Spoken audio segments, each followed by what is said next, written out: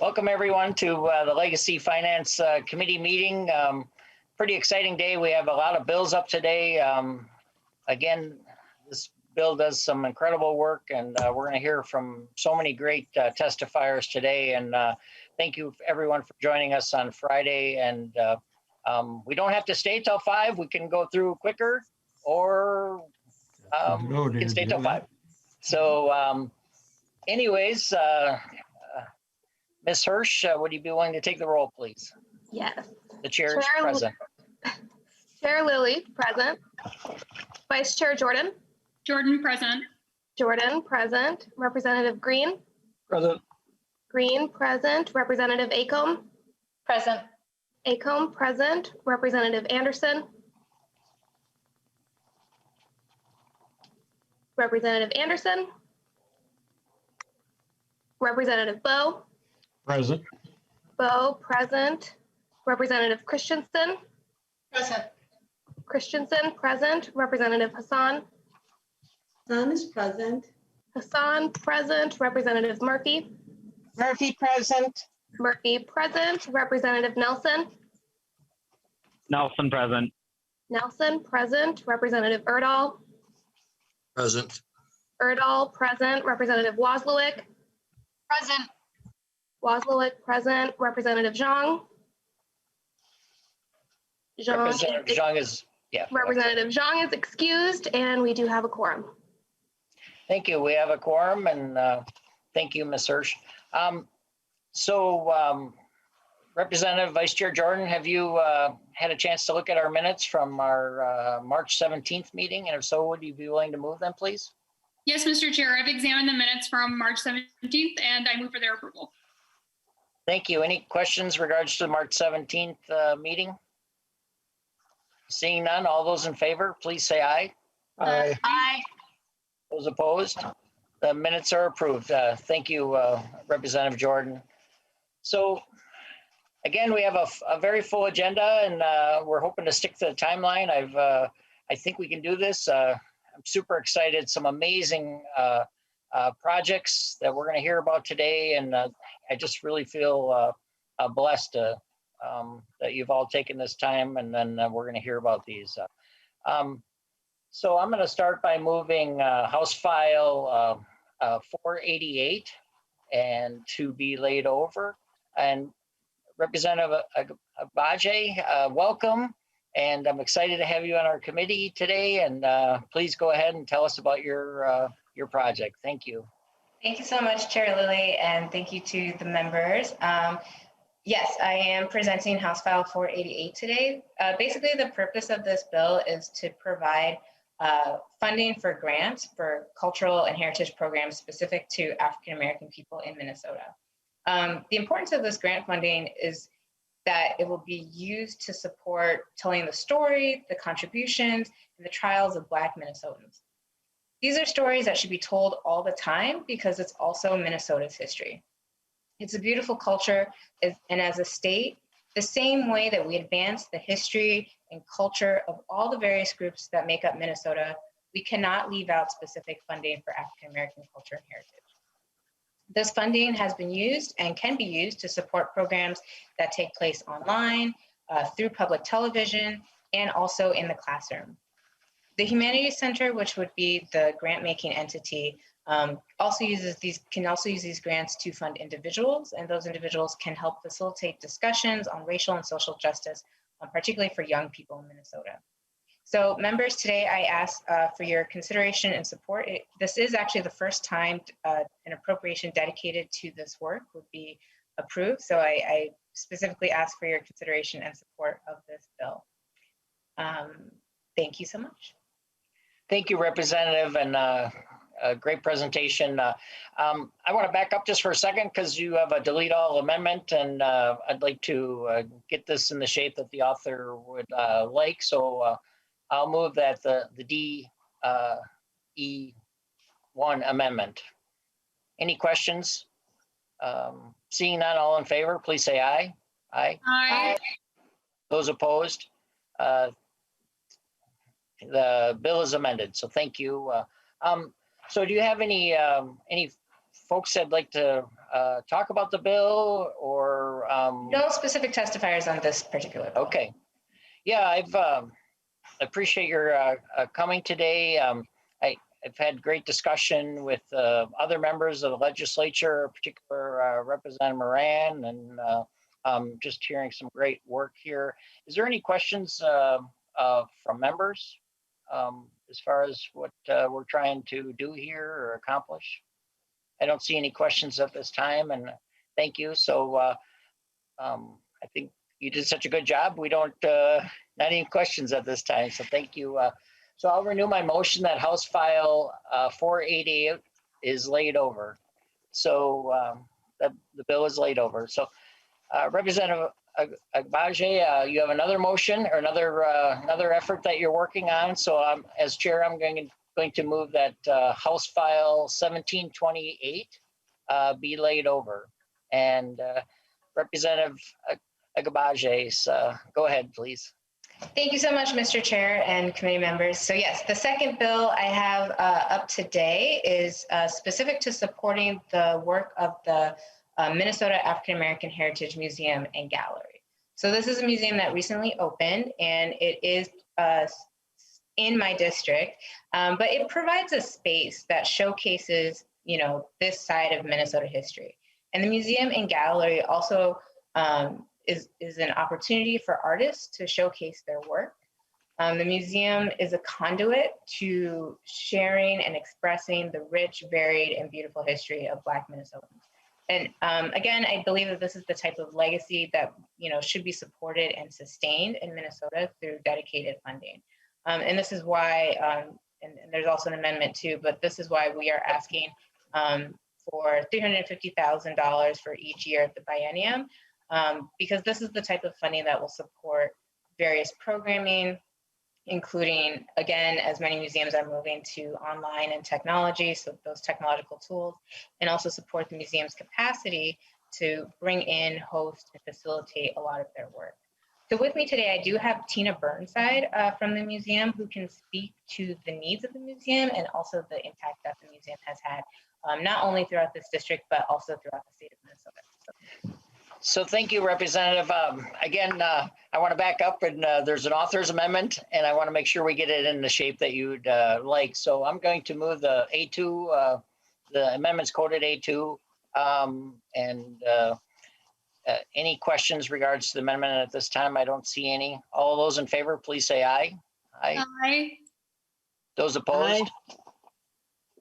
Thank you. So we have your amended bill, and again, my apologies. And Ms. Burnside, welcome, and please begin when you're ready. Oh, Sorry. yeah, I'm having internet problems, and so my screen keeps freezing, and so I apologize. So if I freeze during my presentation, I apologize. But Okay. thank you, Representative Agbaje and members of the committee for having me here today to speak about the Minnesota African American Heritage Museum and Gallery. I have submitted to the committee in advance information outlining how the funding will be used. To give you some background about the museum, the Minnesota African American Heritage Museum and Gallery opened on September 8th, 2018. It is the only African American museum in the state. The mission is to preserve, document, and celebrate achievements, contributions, and experiences of African Americans in Minnesota. The mission is carried out through exhibitions and programs that educate and inform the public about the history, art, and culture of African Americans in the state. It is a 501c3 nonprofit organization registered with the state of Minnesota. And the museum is an exciting destination for visitors to Minnesota, attracting people from throughout the state, the country, and internationally. The museum contributes to the economic vitality of the Twin Cities and the revitalization of Minneapolis' North Side. The museum offers critical services of Black history, culture, art, and education. It fills a void as Black history is not adequately taught in schools, but instead marginalized to a few facts related to slavery, Dr. Martin Luther King Jr., and Rosa Parks. To deal with the serious issues of systemic racism, Black history cannot be relegated to 1 month, but must be included in all historical narratives as Black history is American history. The museum strives to elevate Black voices that are often omitted, silenced, and diminished.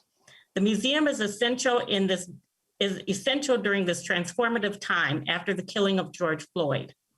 The killing sparked protests around the world and had people searching for answers and ways to sort through their emotions that ranged from anger, sadness, hopelessness, and resilience. The museum responded by organizing 16 artists last summer to paint a Black Lives Matter mural on Plymouth Avenue in solidarity for the fight for racial justice and to unify the community. Last year, we also had an exhibition titled Racial Reckoning, 100 Years After the Lynchings in Duluth, to mark the 100th anniversary of the lynchings of Elias Clayton, Elmer Jackson, and Isaac McGee. We felt it was important to show what happened in 1920 and what was happening in 2020. We need to acknowledge and learn from our past to have better outcomes in the future. Funding is needed to continue presenting exhibits and programs where the narratives are told by Black voices. The museum is critical during this time as a resource of education and information to put current events into a historical context and to spur conversations and solutions. Some of the programs the museum would use the funding for include a Civil Rights in Minnesota exhibit, COVID-19 and its impact on the Black community, an oral history project, continue our Artists in Residence and History Fellowship programs, continue our Children's Reading Circle program, and develop a curriculum for K-8 for our Unbreakable exhibit. The Minnesota African American Heritage Museum and Gallery is more than just a museum. It is a community gathering place where people can see themselves and their experiences reflected in the programs, and this is important because representation matters. It's also important that others who are not Black learn about Black history, because learning about other people's experiences breaks down barriers. And you learn that at the core, we all want the same things in life, to be valued and respected. Thank you very much. Thank you, Ms. Burnside. Thank you for your presentation. I see a member question. Representative Green. Thank you, Mr. Chair. And to the testifier, Ms. Burnside, you know, there's a lot of stuff here. There's, excuse me, 10 things that are spelled out, and I appreciate that, because one of the problems that I have with the legacy funds in general is that they're usually very, very vague, and where in most cases people will come to ask for money, and it's just, we want to do something, so give us the money and then we'll decide what to do. But on this list of stuff, is there specifics? Like, for instance, I was looking at the developed curriculum for K-8 and the Unbreakable exhibition. Do you already have curriculum that you're going to be putting in, or are you going to look for just new stuff? Well, if you follow what I'm saying. Ms. Burnside. Yeah. We have like kind of an outline of curriculum right now that we have been using when we were doing school tours before COVID. We got a lot of students who came and did tours. And so we had like a very kind of bare bones curriculum, kind of like questions that they would go around and they would look at the exhibit and then they would answer questions. But we've been asked by lots of schools that come and do the tours if we could develop a curriculum. And so we want to expand on like what we're using now and have it a more in-depth curriculum that the students could use. And then also other school districts who can't come to the museum, they could also use that curriculum. Thank you. Representative Green? Just one quick one, and then we'll move on, as I want to get through this today too. But on the rest of them then too, you know, on the 10, yeah, do you have specific projects in mind, or are you just going to see how much money you get and then decide what you can do with the money, I guess is the question. Because I really like specific projects that we can look at before the money is allotted. Ms. Burnside, did you hear the question? No, sorry. Okay. He just didn't know. Representative Green, just restate it, please. Do you on your 10 besides the one we talked to on K-8, do you have specific projects for each one of these bullet points that you're going to be looking into? Yep. Yes. Ms. Burnside. All right. Thank you. The answer is yes. Yeah. Representative Hassan. Okay, I have to unmute myself first. Thank you, Mr. Chair, and thank you, Rep. Agbaje, for this important bill. I cannot put enough emphasis on the importance of teaching everyone the positive contributions of African Americans in this country. And Ms. Burnside highlighted, all of it, that, the contributions of African Americans is not, the history is not only that, Martin Luther King and the civil rights activists, as well as slavery. That's not it. There is more than that. And I'm glad this museum exists. And I'm glad this is, we are capturing history as it happens today, as it happens with the murder of George Floyd, the civil unrest that followed, as we're capturing through art. And I support this bill. Thank you. Thank you, Representative Hassan. And I don't see any further member questions. I really want to say I really support this as well. It's, we've really missed the mark on supporting this community. I had a great learning moment in these last, this session with, with Jim Crow of the North that was funded by this committee.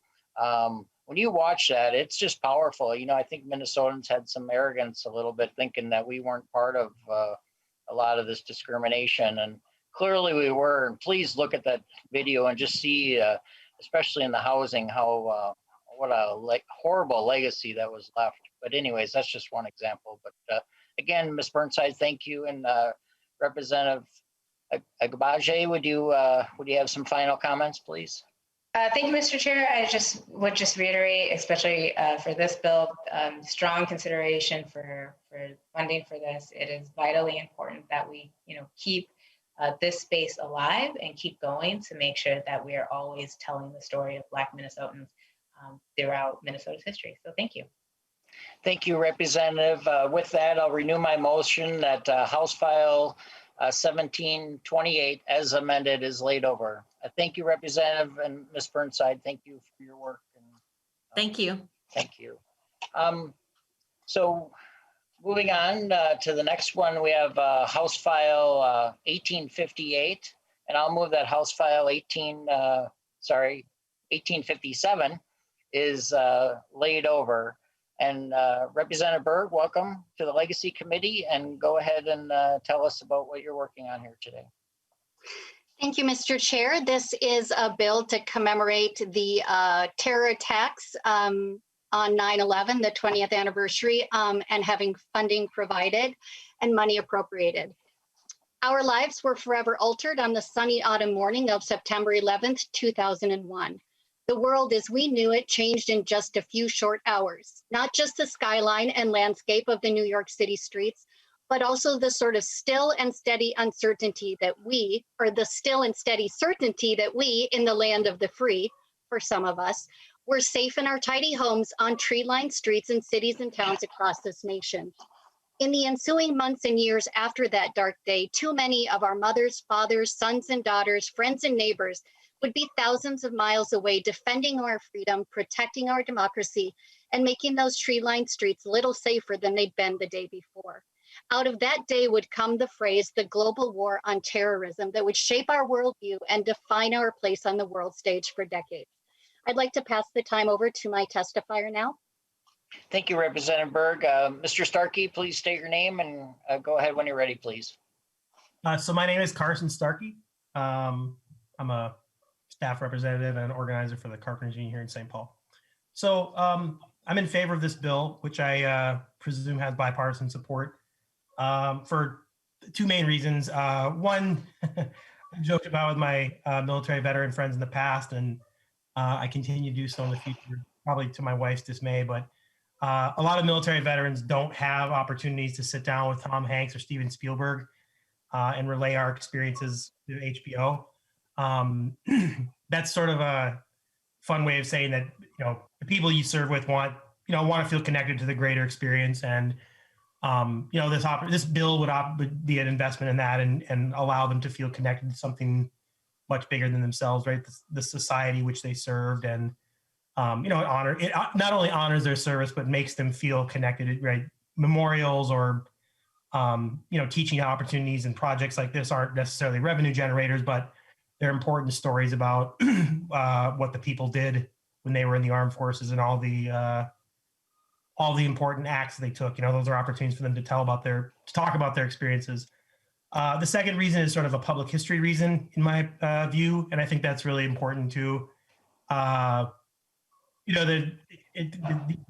These institutions or these projects give opportunities to tell where we were, where we came from, where we are, and where we might be going. So we can all do better in civics education class, and I think stuff like this, connects American service members, past and present, to their to the people that they want to tell these stories to. I certainly will tell my children, or I am telling my children, even though my 2-year-old doesn't think it's that interesting right now. But I'll tell them about stories in my time in service. So I think this is a good opportunity to build on that institution and to make public memory more clear, and to give people opportunities to retell their stories that they think are important, even though they might not do that on a regular basis. So this is a good opportunity to do that. Thank you, Mr. Starkey. Thank you to your service to our country. And is there any questions from members? I heard you mention civics, so I was thinking Representative Erdahl wouldn't be able to resist that. But Representative Berg, any final comments? Yes, thank you, Mr. Chair. Every September 11th, we post pictures on Facebook and across social media with "Never Forget" emblazoned across the backdrop of an American flag or the Twin Towers. This bill goes a very short way towards making sure that we do never forget, certainly not those that were lost that day, but also in the days, months, and years afterwards. Let us not forget to honor our Minnesotan and all veterans for their sacrifice and that of their families and loved ones. I am honored to have presented this bill and ask for your support. Thank you, Mr. Chair and committee members. Thank you, Representative Berg. With that, I'll move that House File 1857 be laid over. Thank you, and thank you, Mr. Starkey. Thank you for the opportunity to speak here. Appreciate your all time. So we have House File 1770, and I'll move. It's informational. It's apparently it's not quite ready, but we'll fill it in, and we've supported these efforts in the past, and I'm certainly hoping we do as well. Representative Frazier, welcome, and I just heard you on the radio this morning. You're super famous, so we're lucky to have you. But go ahead and tell us about your work here with the ampers and the radios. So thank you, sir. Thank you, Chair. You must be putting that famous in quotation marks. I don't quite know about that, but I appreciate that. Thank you. Glad to be here, Chair, Committee. So I'm here today. House File 1770 will provide legacy funding for ampers and its stations, as well as funding for Ampers Veterans Voices radio project. There is an error in the bill that I wanted to point out because of the information that we didn't get in as an amendment, but in line 2.2 of the bill, it should be 200,000, not 75,000. So quite a bit of a difference there. We want to make sure that is captured. And Ampers is the Association of Minnesota Public Educational Radio Stations. The association represents 18 independent community radio stations. I have 4 stations that serve my district, including KMOJ, KFAI, Jazz 88, and Radio K. Now, in fact, I've got a little bit of personal experience. I served as the president of the Center for Communication Development, which is a nonprofit that oversees KMOJ Radio. So a lot of personal experience for me here. While in that role, I got to see firsthand the very important role that these stations play in serving the diverse communities. And I will say this funding makes it very possible for them to train the individuals that come through that radio station. And some have gone on to even bigger markets. I know some folks have gone to Atlanta and some to the East Coast. So very important. And also I'd like to point out that KMOJ did the award-winning documentary, Sex Trafficking, The New Slavery. So look that up if you haven't seen it, check that out, very good. I'm joined today by Ampers CEO, Joel Glazer, who can share a little bit more about Ampers requests and the work that they will do with those legacy funds. So thank you, Mr. Chair. Thank you, Representative Frazier, and I'll definitely have to listen to what you just mentioned. Mr. Glazer, thank you. Welcome to our committee. Go ahead when you're ready, sir. Thank you, Mr. Chair and members. For the record, my name is Joel Glazer, and I am the CEO of Ampers. With the chair's permission, can I screen share? Yes, sir, please do.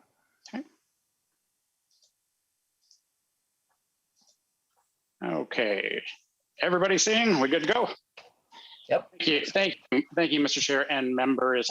As Representative Frazier mentioned, we do represent a total of 18 community radio stations. Only 17 of the 18 receive state funding. One of the stations is not eligible. For the benefit of the new members of the committee, we are trying to get one-on-one meetings with you, but with COVID, that's challenging. So I'll just very quickly mention that there's often confusion between Ampers and Minnesota Public Radio and Twin Cities Public Television. We are not affiliated with Twin Cities Public Television or Minnesota Public Radio. One of the big differences probably when it comes down to diversity, and that's because each of these are individual independent community stations serving their local community. They're not carrying a program from a main station in the metro area. 4 of our stations are licensed to Native American tribes in the northern part of the state. Collectively, we have 12 different languages. Now, Chair Lily, I know you are a big fan of MN90, Minnesota History in 90 Seconds. We have short time today, so I'm cutting it down even shorter. I challenged my production coordinator to capture the diversity of programming that we do in 60 seconds. So let's see what we can get in 60 seconds if my computer cooperates. Okay, hey, bonjour, and welcome back. It's making us rethink of how we live life. World history happening as we speak. The jingle just came in the 1920s when the pandemic was happening back then too, and it's not a surprise that it's showing back up in these times. We need healing, and that's what these dances are for, you know? Raymond Paulson would go down in the books as the first known case of Spanish flu in Minnesota. You know, that's really what Oshkosh Singers is about, is helping, you know, women and girls to find their voice. I went in to serve my country. I love my flag, and there isn't anything I wouldn't do for this country. Housing challenges and opportunities so our community can thrive. The cabin fever is rough, but as your go-to arts and culture podcast, we're here to remind you that you're still part of this great local community where life continues. So as you heard, there is a tremendous amount of diversity, just even in 60 seconds gives you a feel for the breadth. Now, a lot of the legacy recipients had really struggled in the pandemic, and it actually provided us an opportunity to excel and give a lot of artists the opportunity to go from their home into the listener's home. So we've actually been expanding and doing even more. Some of the accomplishments that I'd like to draw your attention to, because while I sent out the legislative report, it is 160 pages long. So I am sure most of you, although I am convinced that Representative Mary Murphy does read all 160 pages. Not everybody does, but we earned 10 prestigious awards collectively between Ampers and the member stations just in this last year, bringing us to a total of 75 awards since we started doing legacy programming in 2009. And those are just exclusively legacy programs. There are other awards, but this is specific to legacy. We've created more than 2,000 segments and shows in the past year. And now on our website, we have more than 21,000 programs that are available, no charge, currently, and then archived for future generations as well. I mentioned putting the money back into the community in the pandemic. We did pay more than 400 artists, more than 100 contractors, and just under 14 FTEs. We also love to involve students. That number was down a little bit this year because of the pandemic, but we did involve more than 600 students in FY20. There were 2 questions that the committee asked that I address in testimony. The first one is, what do we do about diversity? I think I pretty much already addressed that, but it is in our name, it is in our mission, and long before it became, I will say, trendy to focus on diversity accessibility. That has always been our mission. We do so because that's what we are trying to raise voices that are absent narrative, or that may be that are either absent or certainly not as present. And we've also expanded our definition of diversity to include those living and working with disabilities, because we work very closely with the Minnesota Council on Disability. And then lastly, I was asked to touch on what about unspent funds because of the pandemic? And I will tell you, every year with 17 stations plus Ampers receiving the funds, there is inevitably a station or two that will run into problems. We had a producer pass away in the middle of a project at one time towards the end. We had somebody move. So we have a system set up, and we work very closely with the Department of Administration to move money so that it is spent down. And this year with the pandemic is no different. We are planning to meet in the next couple of weeks with our compliance committee. We'll look at the legacy balance, and if there are always stations that have the opportunity to do more, because as we've been growing on a per station basis, they've actually have not been getting as much because we have more stations. I've been here 13 years now, and we went from 12 stations to 18 stations. So we are anticipating to utilize the funds. The request, we are asking for a increase because of the diverse programs that we do, and the desire to address the absent and marginalized narratives. But also, I know everybody is very familiar with Veterans Voices. That is one of our marquee projects that we would really like to, instead of doing a 1 year, we are going to focus over 2 years and focus on the untold stories and the diverse stories within the Native community, within the veteran communities. So it is with that, Mr. Chair, that I present and request that you please support House File 1770 and available for questions. Thank you, Mr. Glazer. You're right. I'm a big fan. I love those. Hopefully you're able to send those CDs of the Clarent out to all the members so they can listen to it, or whatever format you're using nowadays. I just love those. Let's see. I think we're on to member questions. Anybody have any questions? I don't see any hands. Representative Frazier, great presentation. Any closing comments that you'd like to share with us? Yep. Thank you, Mr. Chair. I think Mr. Glazer hit everything right on point. I'd just like to say, personally, as the way I was involved with Ampers through KMOJ Radio, these resources are vitally important for them to do the work that they do. So just make sure everyone centers that and keeps that in mind. And it really does impact some of our diverse communities to get them engaged in this communication industry. So thank you for giving me the time, and I hope you support. Thank you, Representative Frazier. Thank you for your work on this. With that, there's no motion before us for informational, and we heard your, what you want to amend, and so our teams heard that, and we'll work with that going forward. So no worries there. Thank you very much. Thank you. Thank you, Mr. Chair. So next we're going on to Representative Frederick. House File 680. I'll move that House File 680 be laid over. Representative Frederick, welcome to the Legacy Committee, and go ahead and tell us what you're working on here today, please. Thank you, Mr. Chair, members. I'm here to introduce House File 680. It is a bill to provide funding for the premier Children's Museum of Southern Minnesota. It's an amazing museum that brings people from across the state, including even as far away, people coming up from Iowa to come check this place out because it's so great. When I was talking with the CEO yesterday, I was talking about how much fun the treehouse inside the museum is, that I want to crawl up there. And I was assured that I could, like adults can get up there. But I'm a bit hesitant to be the only adult blocking the path for the other kids kind of running around. But it's amazing. The whole place is just awesome. Every time that I brought my kids there, they don't ever want to leave. And I support the bill. I support the museum. And at this point, I would turn it over to the testifier just to tell how great this place really is. Sounds good. Thank you, Representative Frederick.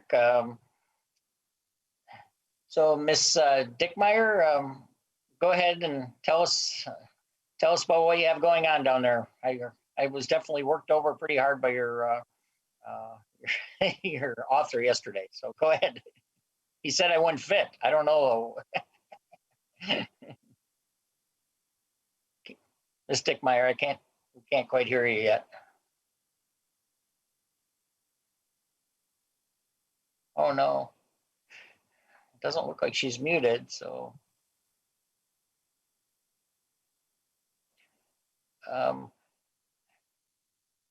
Maybe we'll, I see a member question. Maybe we'll go to that just for now. And then Representative Verdahl, do you have a question? Then we'll get to Ms. Dickmeyer when we can figure out how to get that going. Representative Verdahl. No, thank you, Mr. Chairman. And actually, the question is more of you. In the past, we do get several requests for children's museums. I know that, Hutchinson and, Mankato, certainly St. Paul, we had a lot of requests. And as I recall last time, it kind of morphed into, one area, basically children's museums, of which the money could be obtained. Is that the philosophy this year again, or do you expect individual requests? Representative Verdahl, I think I'm hoping to work with you and other members and that we can, spread the effort around the state is kind of what I would think is probably the best approach to go with these funds. The big children's museum in St. Paul has kind of lessened their ask, realizing that to help support more around the state. So I thought that was good leadership on their part, and I think we can do a good work there. Okay. Thank you, Mr. Chair. So the concept is likely to have a fund available that other children's museums could apply for. That's at this point, that's what I'm envisioning. I think is probably the best way to go. Yes, sir. Okay, thank you. Representative Frederick, is Ms. Dickmeyer, are we able to get you? Because I sure like to hear. Oh, that's unfortunate. Well, Representative Frederick. Thank you, Mr. Chair. It's unfortunate that we can't get the audio here working. I believe that there was a handout that was provided to the members that kind of talks about the Children's Museum, and then there's a lot of good information on there too, talking about some of the programs that they offer, along with the different communities of which they serve as well. So I would kind of refer everyone to the handout for some of the questions. It is an amazing museum, and I hopefully we'll be able to figure out any technical difficulties, but it's a great program. It's a great museum. If people haven't had the opportunity to come down and check it out, reach out to me. I'd happy to bring you there and go with everyone. If that means I have to go 27 times, I'm down, because it's just that great a museum. So I just ask for everybody's support. Thank you, Representative Frederick. I know we would have seen some video. I've seen some great video of the place in the past, and which is always nice. And I know you have a great facility there. I see a member question, Representative Wasilek. Thank you, Mr. Chair. Just one question for perhaps the author of the bill. Is this the Children's Museum that has the folks that sow all the cool vegetables and things? Representative Frederick. I didn't quite get the question. Representative Wasilek. Thank you, Mr. Chair. So I saw Ms. Dickmeyer nodding, so I think this is the answer. But I remember that one of the children's museums, I think it was this one, came to Legacy Committee and brought these sort of hand-sewn vegetables and fruits that volunteers made for their museum. And I just wanted to ask if that was the same museum that I'm thinking of. Yes. Representative Frederick. Yeah, that it is. Awesome. Thank you. Thank you. Thank you both. That was a day we definitely remember. Representative Murphy speaks of it often. So, but no, thank you. Great presentation. Sorry, Ms. Dickmeyer. I hope members are able to take a look at their website and take Representative Frederick up on his offer to visit personally. With that, Representative Frederick or committee members, I'll renew my motion at House File 680 be laid over. So thank you.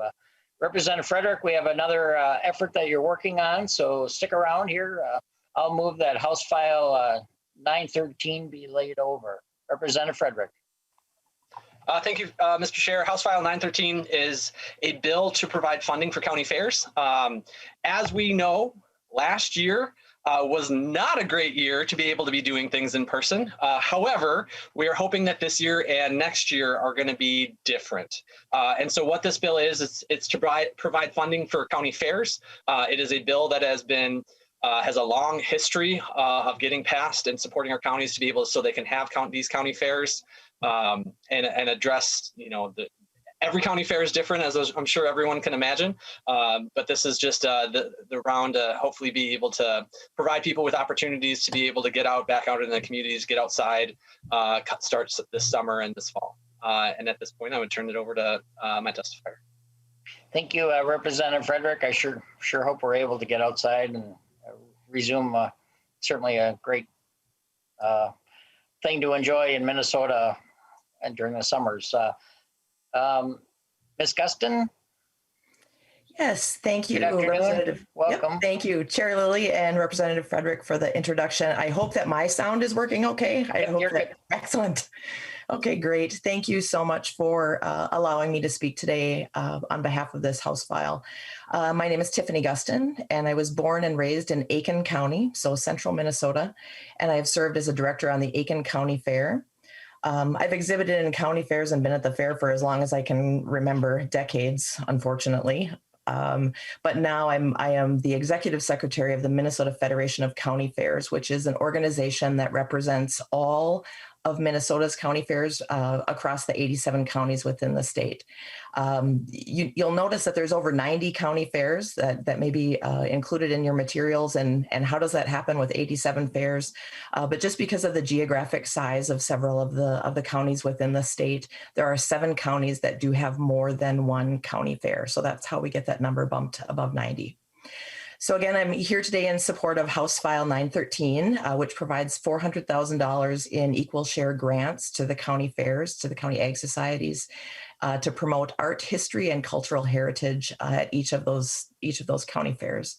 Note that this is the same dollar amount as was passed in the 2019 Legacy Bill. And I would like to express my thanks to Chair Lilly and the members of the committee who have supported this endeavor in the past. So just to give you an idea of the process, county fairs do apply for the grants through an online process through the Department of Agriculture. Those grant applications are reviewed by Lisa Sawyer, who is a grant specialist with the Department of Ag. And she goes through them in fine detail and really makes sure that those requests meet the intent of the legacy funds in terms of providing that arts and cultural access to the state's constituents. Again, the grants are divided equally amongst the county fairs. So I know that as far as legacy funding, there's a lot of requests that come before the committee and certainly a lot of very, very good places to spend those dollars. And so why county fairs? Why are county fairs important to be part of this discussion? I'd like to read a couple of sentences from an article that I found online. And the article title is "County Fairs Are Still Important. There's More to Fairs Than Fried Food and Ferris Wheels." So I'm into corn dogs, just as much or more than the next person. And I certainly have ridden the Ferris wheel more than once. But there's a lot more to fairs than really those stereotypical aspects. And the article quotes, and this is the quote direct from the article: "Fairs are the connecting point of the people and products that showcase our heritage." And again, that heritage, that cultural piece is really a perfectly in line with the intent of the legacy funds. She also states, kind of on a different line, fairs not only promote agriculture and culture, but also supply jobs, support rural economic development and local commerce, and provide opportunities for youth and adult education. So it's really that educational piece with regard to culture that we concentrate on through these funds. Moving, I think really the key takeaway that I would like you to know is that, and again, being in central Minnesota, really from a small rural area, that access to arts and culture in my area and in the outside areas of Minnesota is very limited. and even in some cases a rarity. So these dollars allow county fairs to bring those arts and cultural events to the far corners of the state, providing that access to those events conveniently, and in many cases at a no cost because of free gate admissions to the fairs. It really brings that opportunity to people. And unfortunately, and with a lot of the issues that are coming up within the media today, it's a challenge to open people's minds with regard to people who look differently than them, or maybe have a different cultural background than them. And for those people who really can't identify with those issues, it's hard to bring them to the table to be part of that discussion. But these dollars, by providing the arts and cultural opportunities at county fairs, you're reaching a demographic that may not spend a Saturday night or a Saturday day or a Sunday afternoon at a museum or at a cultural exhibit, but they will be at the fair, and you can really get a soft touch or a connection with those people through the county fair. So again, the dollars in the past, and as we look to give you just some examples on what the funds have been used for, we've seen a lot of different things. We've seen blacksmithing demonstration. We've seen rose mauling for all of the Scandinavian people within the group, but ethnic performers, which could include musical performance and performers and interpretive dancers, Native American cultural demonstrations, and demonstrations by artists, glass blowers or painters who are on grounds doing those demonstrations for people to watch. As I looked, did some research in preparing my testimony, and the most recent information that I got was that the state of Minnesota has around 5.6 million people. And by day, I'm a finance person. I'm a numbers nerd, right? And so when I look at that $400,000, it's really coming down to just a hair over 7 cents, 7.14 cents to be exact, per person within the state of Minnesota. And I really think that that's money well spent, again, to really have that unique, close, touching every corner of the state access to these opportunities. So with that, I will stand for your questions for the sake of time, but I would be happy to address them either by email or now through discussion. So thank you so much. Thank you, Ms. Gustin. Representative Green, we have a couple of member questions. So Representative Green. Thank you, Mr. Chair, and to the testifier. As the chair will tell you, I'm really skeptical of a lot of the stuff that goes on in Legacy, but I do think that the county fairs are a good place for this money, as well as the Children's Museum. I think that those are well-placed dollars. But in the bill and from your testimony, you said that it says that the money will be distributed equally to the county fairs, but it's a grant program. So do all 95 county fair boards apply for the money, or do you seek them out and ask them if they want it? Ms. Gustin. Thank you, Mr. Chair. Thank you for the question, Representative Green. All of the county fairs are responsible for filling out that application. So the intent of the legislation is that the dollars would be funded equally. However, if those county fairs don't complete that application process and submit those expenditures for approval, they do not get that share of that money. So they are responsible for filling out that application, and so that there's verification that those funds meet the intent of the funding. Representative Green. Okay, thanks, Mr. Chair. Two questions then, and then I see other questions. In the past, has there been county fairs that did not fill out it, and then I would assume that the money gets dispersed with those that did. And then the other question would be with the governor's shutdowns last year and no fairs able to operate. Is there, do you suspect that it's going to be harder to get these things up and running again after a lull, and maybe hopefully not, but some loss of interest? Ms. Gustin, or the author. Sounds good. Thank you, Mr. Chair. I will address that.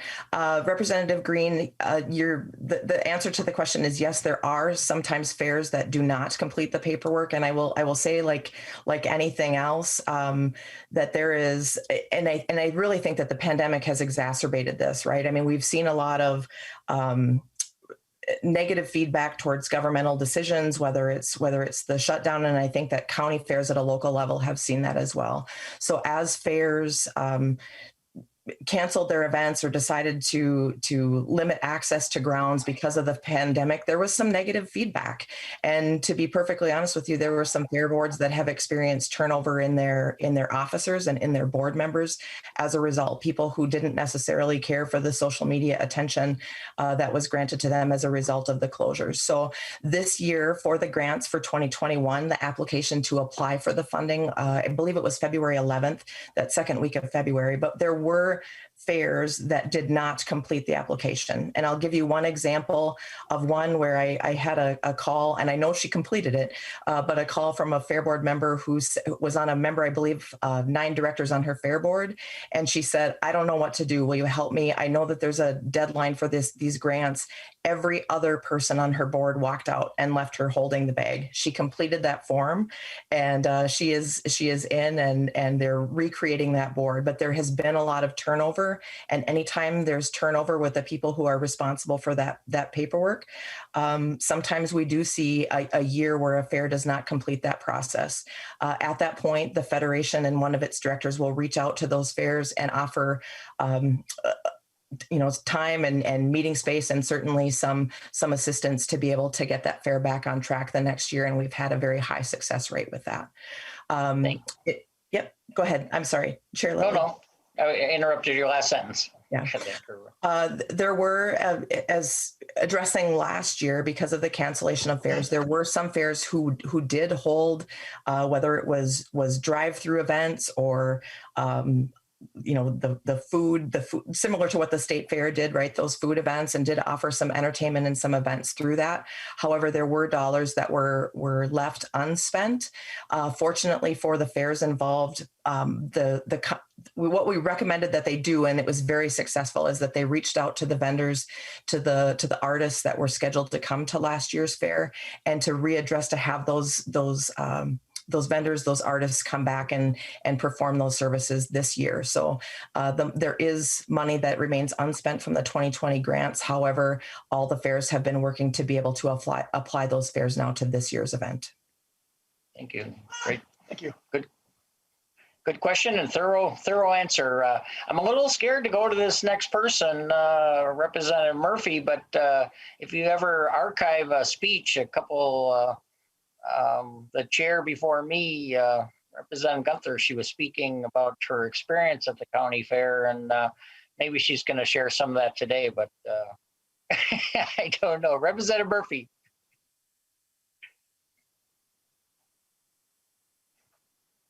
We can't hear you yet. Should we go to Representative? I just want to know if you publish a report. Yep. Thank you, Representative Murphy. Ms. Guston, and the author, is there a report that's published as far as activities with these funds? Yep. Great. Thank you, Chair Lilly, and thank you for the question, Representative Murphy. I will say in a normal year, there is a report. However, because of the, kind of the difference in what we experienced in 2020, I don't have an updated list in terms of what those expenditures are from last year, from the year of the pandemic. However, yes, there is normally a compiled list of all of the activities and demonstrations, artists, whatever acts that the funds are used for. Thank you. Representative Murphy. Thank you, Mr. Chair. I'll look forward to that in the future. Representative Bowe, and then. Yep. Thank you, Mr. Chair. I was just wondering, do they notify all county fairs in advance about the availability and the need to apply? So, especially perhaps we're having changeover in those fair boards, do they get like a nice little reminder email saying, hey, don't forget you are eligible and the deadline is February 11th or whatever the case may be? Ms. Guston. Thank you, Representative Lilly. Representative Bowe, yes, they absolutely do. For those of you who may not be aware of it, the Minnesota Federation of County Fairs does hold an annual convention each January. Obviously, this January, that event, like many others, did not take place. But at that event, we host representatives from all of the county fairs, and there is actually workshop sessions where we bring in Lisa Sawyer, the grant specialist from the Department of Ag, as well as have what we call sharing tables, basically periodically exchanges of ideas for all the fairs in which we talk about, hey, what are you doing with the grant funds? What idea have you had? And take a look at that. And then Lisa covers the process itself. So it is made very available at the convention, but also the Federation has directors across the state, and those directors do attempt to reach out to each of their county fairs several times, usually, to try to encourage them and remind them of that deadline. Thank you. Representative Bo? Thank you very much, Chair Lilly. Okay. So Representative Frederickson, any final comments? I'm looking forward. Obviously, Ms. Gusman identified all the different things that are at these county fairs. I'm personally excited for cheese curds. I'm just going to put that out there. But I appreciate the support of the committee. Thank you. Thank you, Representative and Ms. Guston. Great answers today. And with that, I'll renew my motion that House File 913 is laid over. Thank you again. So on to the next bill, House File 1418. Representative Hassan, you're on the committee. Would you like to move your bill to be laid over? Yes, Mr. Chair, I move my bill to be in front of the committee and to be laid over for possible inclusion. Thank you, Representative. We have that bill before us, and I'm going to try to do this right this time. We have an author's amendment, DE1, and please ask for member support to get it in the shape that the author would like. Any questions? I don't see any. All those in favor, please say aye. Aye. Aye. Those opposed? Representative Hassan, thank you, and please tell us what you're working on today. And we have your bill before us as amended. Thank you. Thank you, Mr. Chair. Good afternoon. Buenas tardes. Nashon Bonjour. Thank you, Mr. Chair and members, for the opportunity to present House File 1418, which is based on proposal. Ooh, I'm having connection problems. What? Okay, can you guys still hear me? Yep, you sound great. All right, something came up on my computer. It said you're having connection problems. I'm like, no, not now. Oh, no, you sound great. Please go ahead. Okay, yep. Which is based on a proposal that has been funded by the Legacy Arts and Cultural Heritage Fund for the past 3 cycles. It has created opportunities for cultural heritage awareness and education within the Somali community and beyond, generating important dialogue between Somalis and the communities they live in, where there has been tension and misunderstanding. Over the past 6 years, there has been success in communities like St. Cloud, Mankato, Wilmer, and Twin Cities, but ongoing challenges and opportunities remain in these communities and beyond, in communities like Faribault, Moorhead, and others. Mr. Chair and members, 2020 has been a challenging year for all of us. COVID-19 confined us in our homes, shut down our economy, forced our children to study at home, and laid bare our structural and racial inequities. Then the murder of George Floyd, followed by the civil unrest that burned down our cultural corridors in our 2 main cities. In the midst of all of this challenge, young people were able to use art as a way to express their frustrations and communicate their feelings with the rest of the world. I am a believer of the work that we do here on this committee to be vital and very important for cultural revitalization as well as preservation. It's estimated that there are about 80 to 100,000 Somali immigrants in the state of Minnesota, making Minnesota the largest settlement of Somalis in North America. Many of us are first generation and are able to speak our native tongue and have some cultural relevances. However, our second generation is struggling to hang on to the Somali language, heritage, and culture. Research has indicated over and over that cultural awareness and tradition plays an important role in helping young people develop positive sense of identity and build self-esteem. Studies show that cultural appreciation and awareness contribute to building positive self-image for our young people. Legislation such as this has been used to help our young generation learn and appreciate Somali culture and art. Somalia is known as the land of poets, as poetry is intertwined with our daily tasks. My mother, who is 70 years old, would have been a very famous poet if she got the opportunity to present her talent to the world. My father, God rest his soul, spoke 7 languages fluently and was able to communicate with 2 other languages. On the other hand, I can only speak 3 languages fluently and barely communicate 2 other languages. Why am I telling you this? Because language is a big part of art and culture, as well as developing our identities. In the past, Mr. Chair, the funding for the Somali project has ranged from 250 to 400,000, but having seen the impact of this legacy funding and the ongoing need in various communities across the state for cultural awareness, education, and understanding, I encourage you and members to support the increase in funding requests for this project. With that, Mr. Chair, here I have Mr. Mohammed Farah, who is the Executive Director of Rising Impact, to tell us more about this proposal. I also have brought a young artist to recite poetry for 2 minutes, if you would allow us. Thank you, Mr. Chair.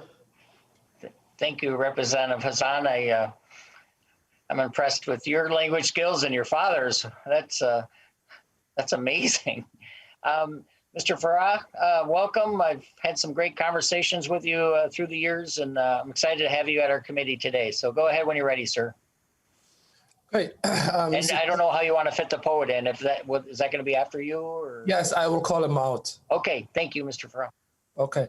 Mr. Chair and members of the committee, good afternoon. I would like to thank Representative Hassan for her leadership and advocacy to bring this bill before you today.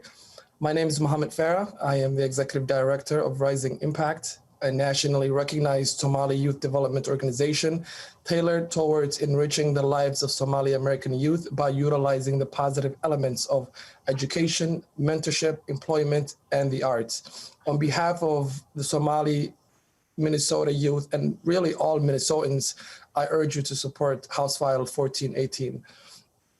Kajug was established in 2007 and recently merged with another nonprofit in Greater Minnesota to become Rising Impact. The mission of Rising Impact is to create a better world by providing community-based, culturally specific programs and services to youth and their families through education, the arts, and economic development. We are a Somali-led statewide agency or organization that works primarily with the East African community across the state, and we are the only Somali statewide organization that really has been doing, since the beginning inception, artwork across the state and cultural heritage projects throughout every corner of our state. Building trust, cohesiveness, and relationships within the Somali community and with Greater Minnesota is a key part of our work. This is done through our arts and cultural heritage program called the Fanka, which means the arts in Somali. Using spoken word, storytelling, visual arts, and plays, we are providing critical opportunities for Somali youth and intercultural dialogues across our states, which creates visual, vital local connections and trust and relationships. The Fanka program has 3 different components. The first one is an arts club that meets bi-weekly and monthly that provides art education and peer mentoring for youth. The second component is a 3 8-week immersive workshops for youth with a recognized artist. The third one is a public art presentation and intercultural community engagement events designed to provide opportunities for local audiences to enjoy traditional and contemporary Somali arts and provides opportunities for intercultural dialogues. As you can see from Rising Impact handout, we have been quite successful with the past legacy funds.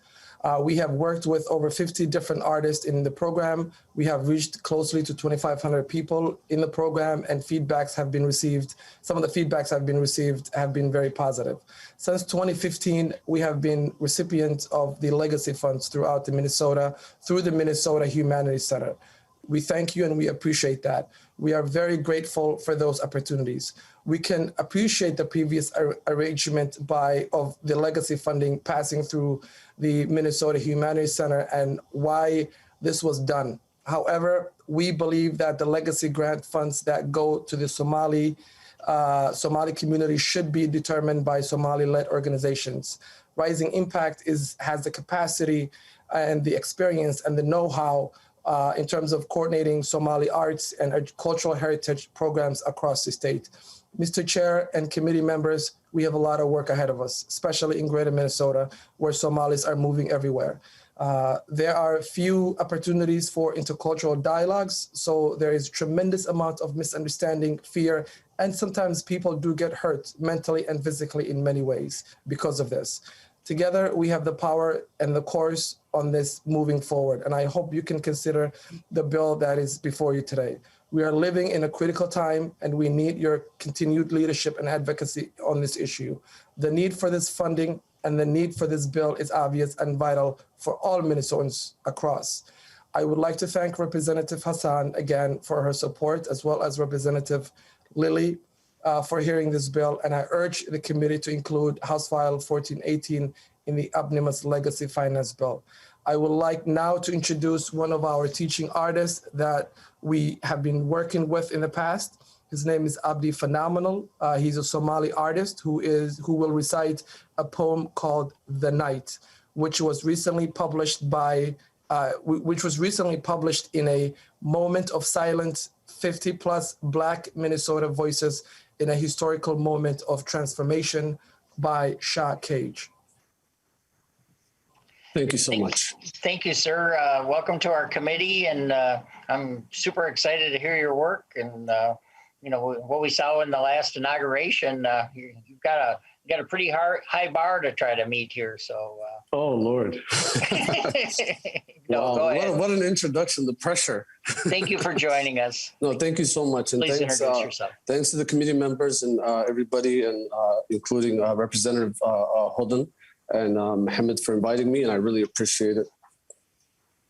This piece here is called "The Night," and I wrote it on the night that George Floyd's life was taken. Why is night the hardest time to be alive if we spend most of our days trying to survive? Maybe we are searching for the meaning of life and why two wrongs make a right, and why God takes lives from those who fight, and why those who fight find sleepless nights searching for tunnels at the end of the light to tell beautiful tales of story and histories passing at night. Could it be the Mississippi burning cross at night if we spend most of our lives trying to survive? Why is night the hardest time to be alive if we spend most of our days trying to survive? Thank you. Oh, thank you, sir. Is there a way that we could, maybe we could have that, if you're willing to have a copy sent to us, it'd be nice for the committee to have that. Definitely. I would love to. Thank you. And I just also want to say, I want to add, I've been an artist here for about 12 years and have invested heavily and advocated for arts and been on the Minneapolis Arts Commission and have worked with so many people across different spectrums. The impact that COVID-19 and the restlessness that has been dragging us for over a year has had on arts in general and arts funding is very, very difficult, especially for artists and communities who want to be able to find ways to express themselves and find platforms in different spaces. So again, I really want to stress how important that is, and I commend each and every one of you for being a part of such a very influential conversation. This is very important. Thank you, sir, and Mr. Farah. I don't see any member questions. Representative Hassan, any final comments? I just really want to thank you. I just feel that we're so all blessed by the arts and brings us together. And I know what you mentioned about the community that helps your particular community also to feel pride and proudness of themselves. But we all are blessed by everyone's art. I really, truly believe that. Representative Hassan. Thank you, Mr. Chair and members. This project is near and dear to my heart, not as a Somali person, but also as a mental health clinician.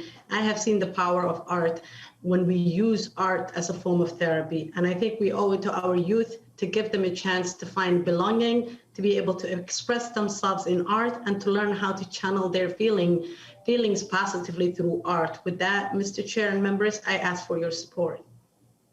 Thank you, Representative Hassan and the presenters today. Thank you very much. And With that, Representative Hazan renews her motion that House File 1418 as amended is laid over. Thank you again, all of you, and what a I just love the poetry. That's just thank you. Great. Thank you. Thank you. So at this time, I'm going to pass the gavel, the whatever you call it, the Zoom gavel to my vice chair, and let her run things and for a bit. And here we go. Thank you, Representative Jordan.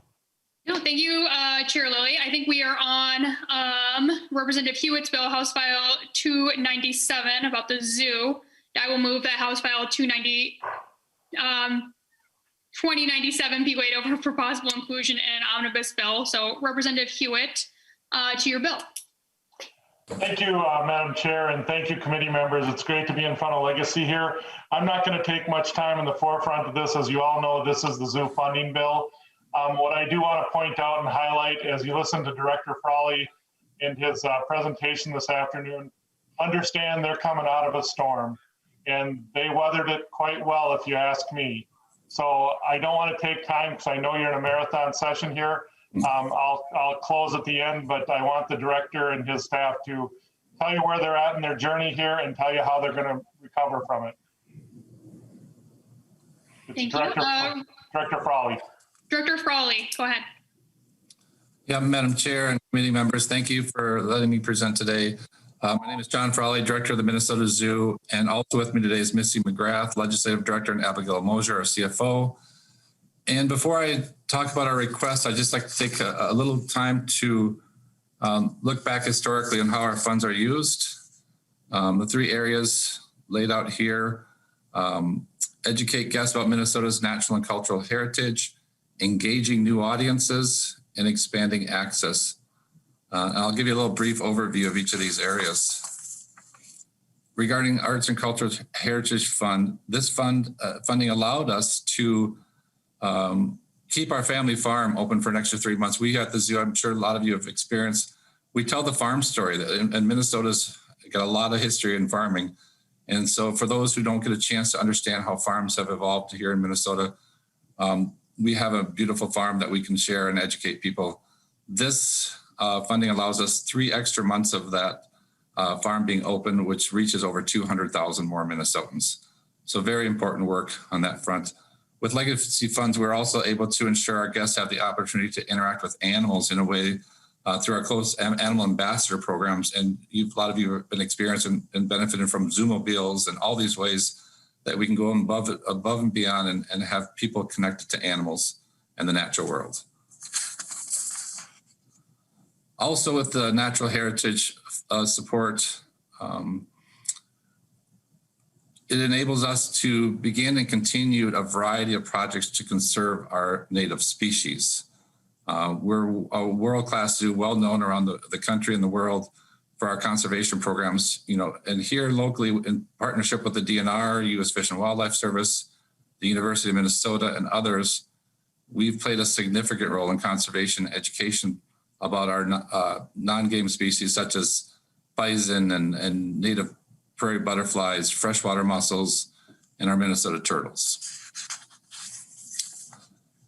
The next area of support that you'll see here at the zoo is engaging new audiences and creating new events. We're a large zoo. We serve a lot of people, over 1.3 million people annually. And with these legacy funds, we're able to create new programs and experiences that, one, highlight our mission here at the zoo, but also create a diverse model, a business model. Some examples are Jack-o'-lantern Spectacular exhibit that we recently launched with support. Now reaches over 100 in a month of October, which was a slow month for the zoo, now brings in over 100,000 people in the month of October and communities from all over Minnesota. And a second example would be during the pandemic, we launched a safe drive-through experience called Nature Illuminated, highlighting endangered species and conservation and community safe way for communities to come to the zoo. Reaching this year, that new program brought in over 80,000 people safely through driving through with their cars. So great programs that we're able to launch with this support. Also, the fund helps us make sure that the institution is accessible to all Minnesotans and expanding access. Here at the zoo, we call it Zoo Unlimited. Kind of umbrellas everything that we're trying to do. It's an initiative that ensures everyone, people of all cultures, communities, abilities, and backgrounds and means should have equal chance to connect with the natural world and what the zoo has to offer.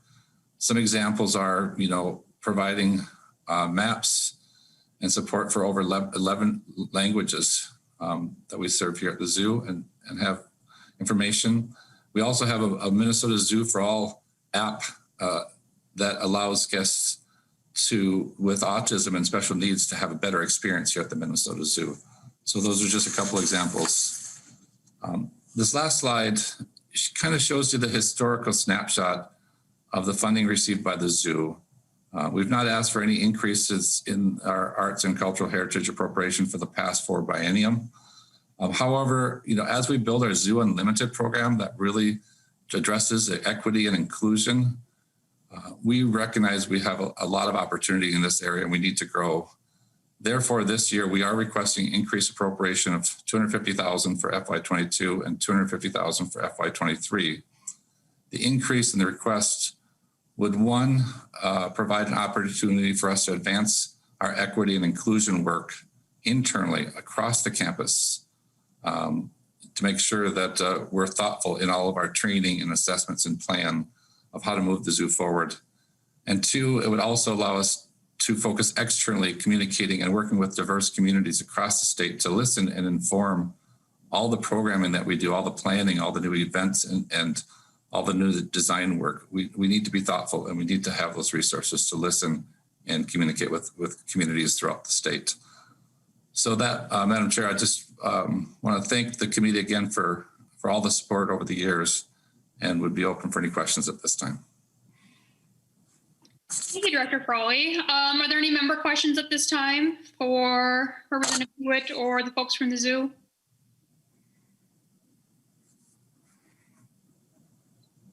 Not seeing any. Representative Hewitt, would you like to make any final remarks about your bill? Thank you, Madam Chair, and thank you, committee members. Director Frawley, thanks again for your time today.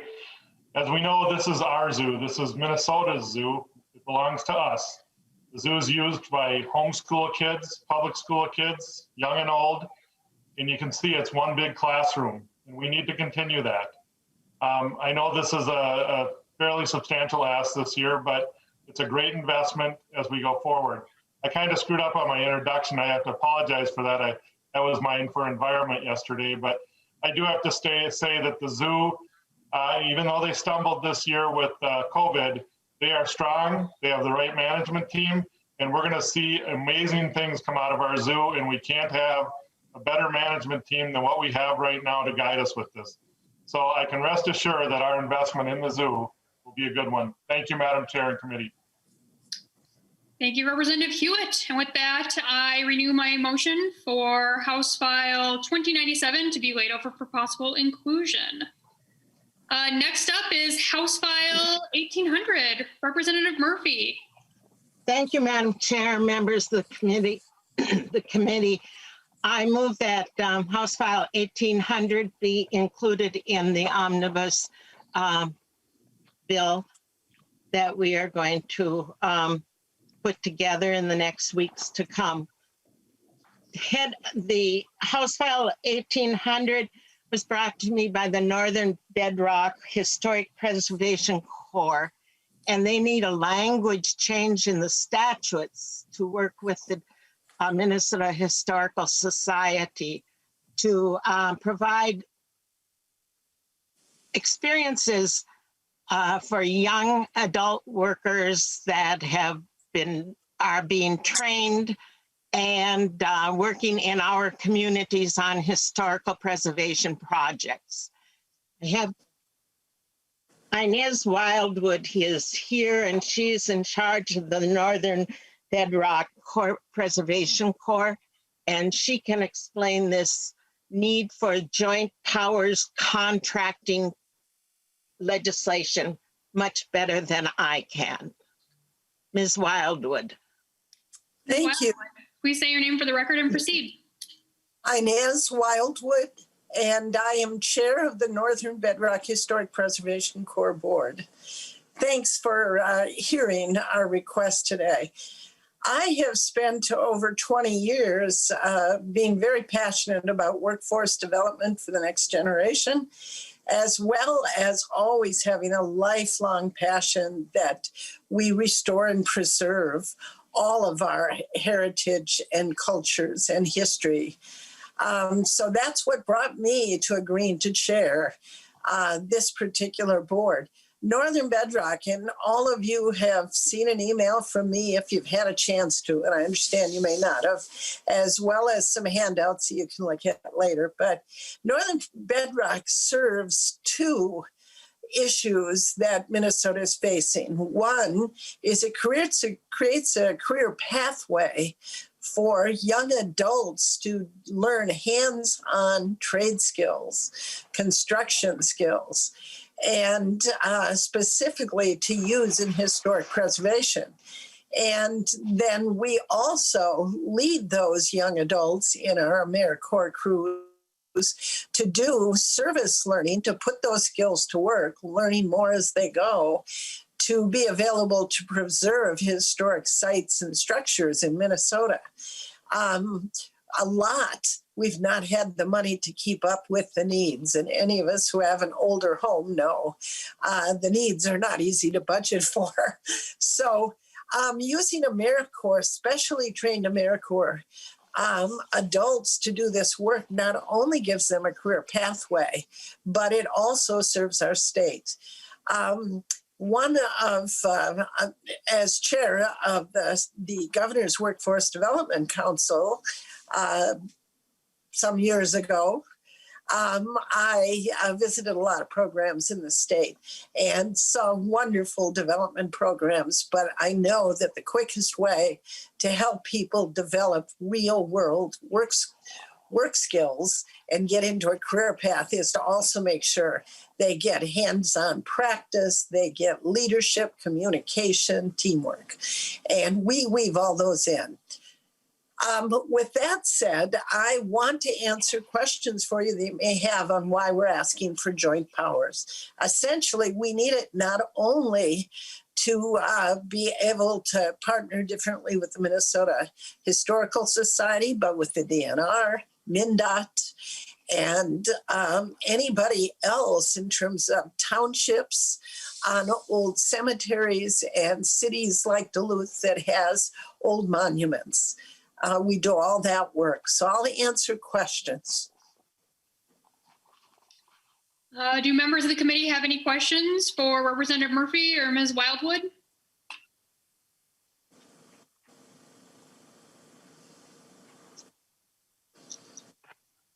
Madam Chair? Yes, Representative Murphy? I renew my motion that House File 1800 be part of the Omnibus Legacy Bill. Great. And with that, Chair Murphy renews her motion to lay this over for possible inclusion. And Chair Murphy, you have the next bill, House File 1945. Would you like to move that bill as well? I think we promised to have you back to talk about this one, so I'm glad we're getting the opportunity.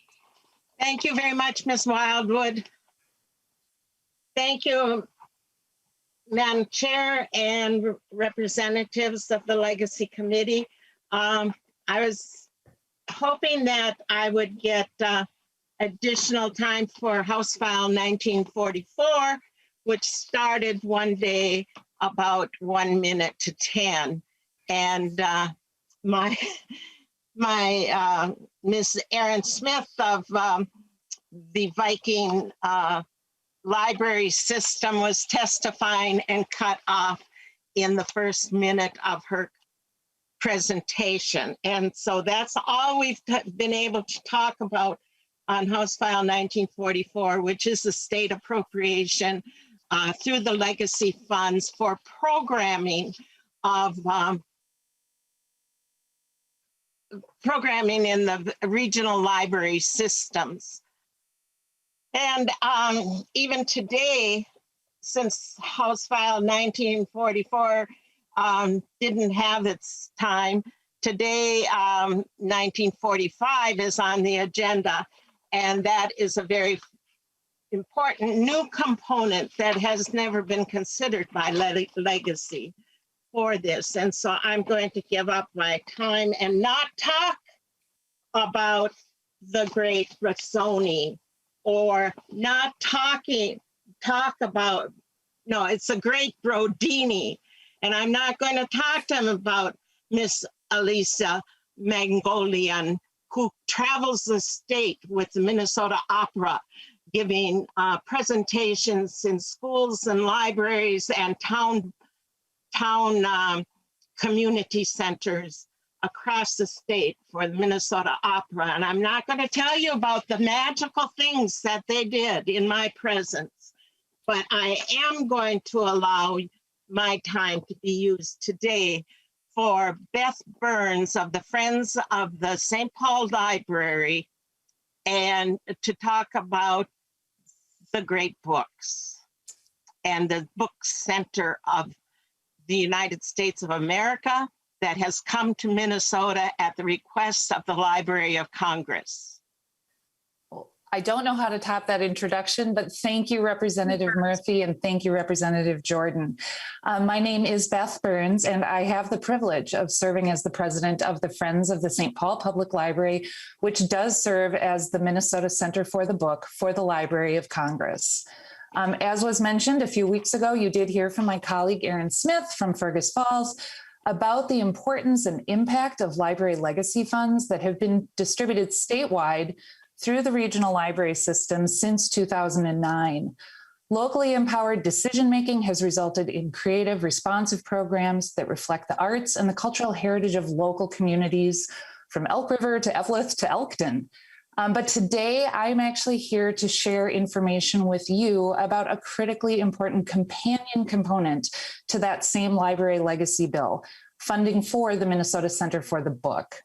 We're essentially your state's local chapter of the Library of Congress, and this is a designation that our organization has held since 2012. In partnership with libraries, community education programs, arts centers, and schools statewide, we produce scalable programming that brings together all Minnesotans to celebrate reading, writing, storytelling, and the remarkable voices of our state's acclaimed writers. As you guys requested, to speak about our response to the pandemic and our equitable, diverse, and inclusive practices is, in our case, to speak about the same thing and to address the core values that form and inform all of our work. And thinking about what I wanted to share with you today, I think the best way to tell our story is to quickly highlight one program that really embodies the best of our work: One Book, One Minnesota.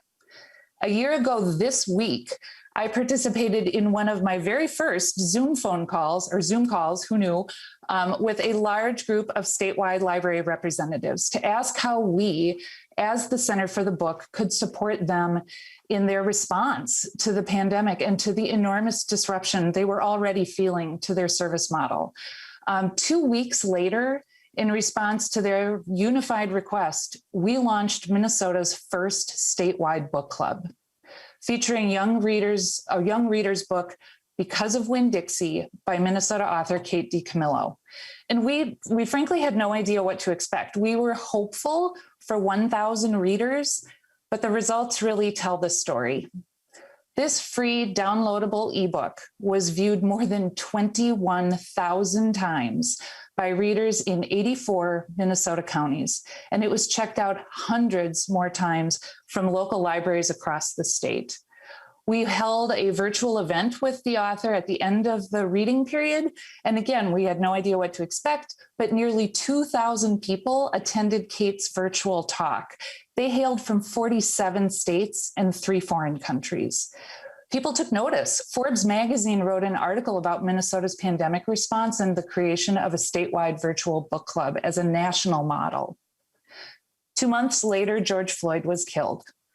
We stepped back and realized that with this new program, we had the opportunity and frankly, the responsibility to leverage this statewide program to help people confront, learn about, reflect, and see themselves in Minnesota's uncomfortable history with race and racism. We selected a book of essays by 16 Minnesota writers of color, A Good Time for the Truth, Race in Minnesota, for the second selection of One Book, One Minnesota. The book's contributors participated in workshops, reading groups, book discussions, corporate equity trainings, and more. But it was summer. Our community was in pain. The book was a really serious topic. And again, we didn't know what to expect. But what we got was 23,000 views of the ebook on the eBooks Minnesota reading platform by Minnesotans in 82 counties.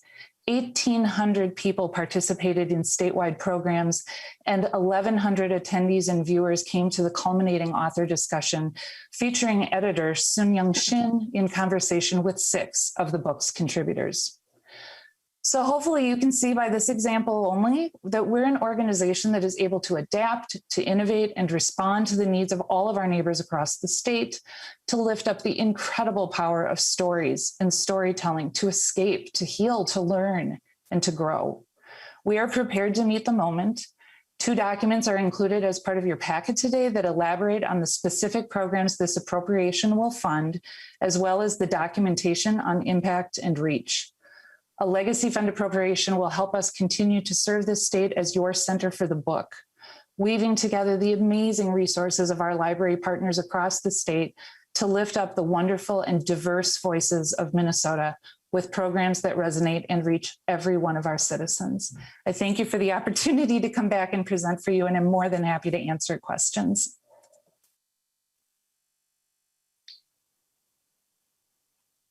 I see Chair Lilly has a question. Chair Lilly.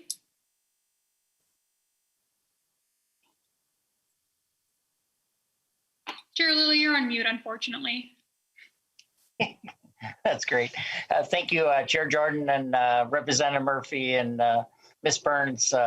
Great presentation. I pledge you we'll try to figure out a way to have you back to continue your story, because I think we'd all be shortchanged if we weren't able to hear Representative Murphy's full speech. Thank you. Mr. Chair, Madam Chair, we still have a minute left, but and I'm not going to tell a story, but could Ms. Burns, could you tell them what's happening in the coming summer, fall? Certainly. Just this week, you may have seen, thank you, Representative Murphy. You may have seen in the Star Tribune, we've actually now launched the 4th chapter of One Book, One Minnesota, with again, a middle grade reader book by Peter Hauptman, one of our state's premier writers, called Sliders. So that program, which started in response to the pandemic, continues, and it's frankly grown very quickly to be our largest program. We also conduct a statewide tour of Minnesota Book Award winners and finalists. That is called Moving Words. And that program was held virtually this past year, which allowed it, frankly, to grow and reach a larger audience. But we're really excited to be back on the road and in community at libraries around the state, in every region of the state. And that will take place this fall. And then we also host the Minnesota Writers Directory, and a number of other programs that really, again, focus on bringing together readers and writers. So many of today's presenters have talked about the importance of stories and storytelling, and we're really kind of the hub for how to facilitate bringing storytellers and those who seek stories and have stories of their own to tell, to bring them together. So yes, we have a year-round programming, and just today I had the pleasure of signing 51 checks to Minnesota writers, facilitators, and judges for the Minnesota Book Awards program, because this is also an economic engine, keeping the stories alive statewide. Thank you. Chair Lilly, any other questions? Okay, Representative Bowe. Thank you, Madam Chair. So first of all, Chair Lilly, that was so kind of you to act like you didn't unmute just to make us all feel better, because we've all done that at least once or twice. So thank you very much. I have a tough question to ask. And every time I talk to folks in my district about libraries, this question always comes up. So I want to ask it. So first of all, libraries, fantastic. So important to a community on the best of days, and even more important, I think, during COVID and that sort of thing. But like I say, whenever I talk to folks about library funding, one of the questions that comes up is this funding going to go for drag queen reading hour and things like that? So I got to ask that question because we have a couple of bills that we've talked about just now that bring funding to libraries, and it doesn't really say what the programming will be. And people want to know that sort of thing. Representative Bowe and Representative Jordan, thank you for that question. Again, library legacy funding is distributed regionally through the 12 library systems, and decisions are made at the local level. I do know that insensitivity to different audiences and recognizing that libraries are really here to serve the whole state. I do know that library legacy funds have not been used to fund the example that you provided, but libraries are empowered to make local decision making, and those libraries that really want to lift up and do the type of programming you described are using other sources of funding for that purpose. There is, I know just this week, completion of a multi-100-page library legacy report written by Sarah Hawkins for even just the metro area usage of these funds. And so I would refer to the reporting that has been done by the library systems. And again, our very small component of this bill, $125,000 per year for each of the 2 years of the biennium, would specifically focus on the programming that is provided in your handouts and really is designed to focus on authors, readers, writers, and the facilitation of storytelling. Thank you very much. Madam Chair, Ms. Burns, we still have a minute or two. We do. One of my goals with the legacy funding is to connect with other funds, the Clean Water Fund, the Outdoor Heritage Fund, the Parks and Trails Fund, and the other groups in the Arts and Cultural and Historical Fund. Do you have any connections or ideas where we will, going forward, be able to step into some kind of work with those other funds? Representative Murphy, thank you for that question. I had a meeting yesterday morning with the executive director of the St. Paul Parks Conservancy because I know locally we certainly feel like there are opportunities to start cross-pollinating the work that is funded, much of it through the legacy amendment, both on the clean water and on the parks side, as well as the arts and cultural heritage side. We have an opportunity coming up in the coming year, should we receive funding from this body, to bring in the National Poet Laureate, Joy Harjo, as part of our programming. This would be a new initiative that we're being asked to pilot by the Library of Congress.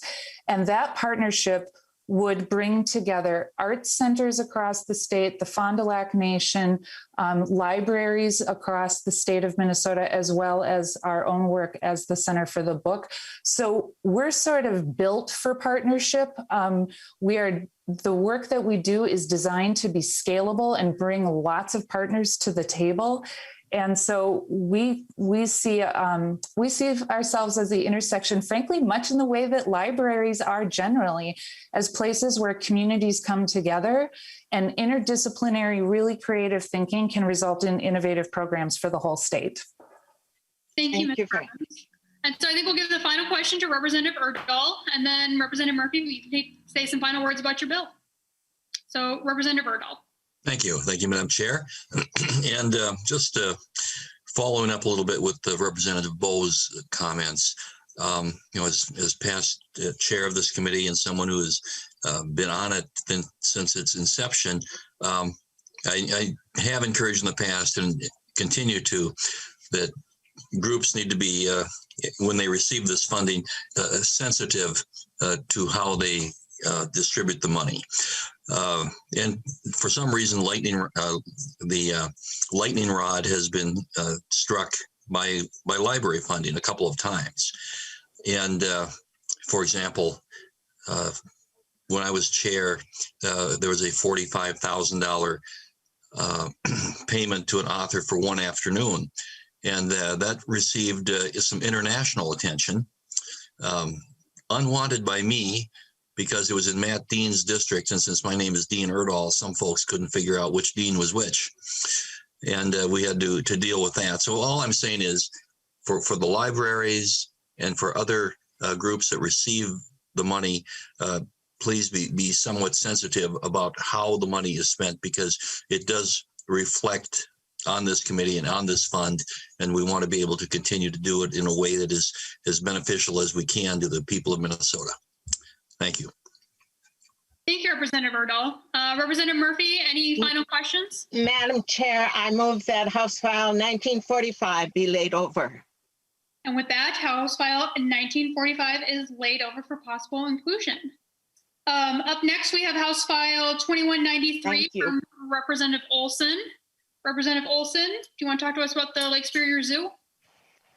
Thank you, Madam Chair and members. Good to be here with all of you. I love Legacy Committee hearings. They're fun, and to catch a little bit of Representative Murphy is always a good use of a Friday afternoon. So happy to be here in support of and carrying this legislation for the legacy funding. So the Lake Superior Zoological Society has made great use of previous investments made by the Legacy Amendment, such as for the new North American Gray Wolf exhibit that opened in November of 2020 in the Amphibians of Minnesota project. Legacy funds helps to accomplish the zoo's important mission of providing close-up animal experiences that inspire connections to wildlife and actions towards conservation in our region and around the world. The zoo uses these experiences to promote the arts and cultural heritage of Minnesota. This biennium's proposal will help add new members to the animal family, white-tailed deer and caribou, as well as partner with local tribal governments and organizations to update and further develop educational and interpretive signage that connects the Lake Superior Zoo animals to local Native American culture. And with that, I will turn it over to Ms. Cope from the Lake Superior Zoo to offer more comments. Thank you. Thank you, Representative Olson and Madam Chair and the entire committee. Do I have permission to share my screen? Yes, and please say your name for the record. Sure, it's Haley Cope. All right. So let's get into this. I'm challenging myself to kind of give a little bit of history of the zoo of 100 years on one slide. So I'll go quite quickly through this. We were founded in 1923 by Bert E. Onsgaard, which actually makes us the 19th oldest zoo in the United States. Some of our most recognizable furry faces include Billy the white-tailed deer, which was our first animal, Mr. Magoo, the mongoose that was pardoned by President John F. Kennedy in 1962, and of course, Bessie the elephant. One of our most talked about moments in our history was the devastating flood of 2012. Torrential rains caused Kingsbury Creek to overflow and flood portions of the zoo. Several animal lives were lost, and our Polar Shore exhibit was damaged, forcing us to rehome our polar bear Berlin and harbor seals. Our story doesn't end there, though. We've not only opened that portion of the zoo, but we've also opened 5 new large exhibits in the last year alone. And legacy funding has helped us do one of those exhibits with our North American gray wolves. We're also one of 3 facilities in the state of Minnesota to hold accreditation from the Association of Zoos and Aquariums. In 2019, we completed an overhaul of our branding that included a new old logo, ethos, and more. Additionally, our educational programs continue to grow, and we opened a nature-based preschool, the Lake Superior Zoo School, in September of 2020, even amidst the pandemic. Though we were certainly not immune to the impact of COVID-19 on our operations. To help slow the spread of the virus, we did shut down and we faced closures totaling 106 days. After restrictions lifted, we developed and implemented a detailed pandemic operating plan with a priority on health and safety measures. We've safely welcomed guests from across the state, and we did pivot to a social distance strategy for our educational programming that included our monthly Zoo to You box subscriptions, where we send information and fun activities for kids in grade school on a monthly basis straight to their home, as well as our soon to be released virtual Zoomobiles that will be free of charge to anyone across the state of Minnesota and region. We also utilize social media to stay connected to our community during the closures by sharing virtual keeper chats, and we hosted our first ever virtual fundraiser that was not only free for all to watch online, but an hour-long educational program focusing on our animals that call the zoo home and the staff that take care of them. I wanted to give a quick overview of our legacy funding that does date back a decade, but I'll focus on the most recent ones just for brevity. Our most recent include the fiscal year 2018 and 2019. That was the Butterfly House, and like Representative Olson mentioned, Amphibians of Minnesota. And fiscal year 2020 and 21, that was our North American Gray Wolves and our Bald Eagle renovations, which was our exhibit that was damaged during the snowfall of November 2019. That is soon to be completed. And as requested, the amount that we've been able to spend of this last biennium is $61,750 for the fiscal year 2021. And our last two encumbrances, we still have a remaining $11,000 that are unreleased due to COVID. We've had wonderful outcomes and success with legacy funded projects, such as 90% of our visitors who experienced our Butterfly House reported engaging with staff and learning something new. Our Amphibians of Minnesota helped us develop interpretive signage and interactive audible piece that helped visitors learn about the important role of amphibians play in our Earth's ecosystem right in their own backyard here in Minnesota.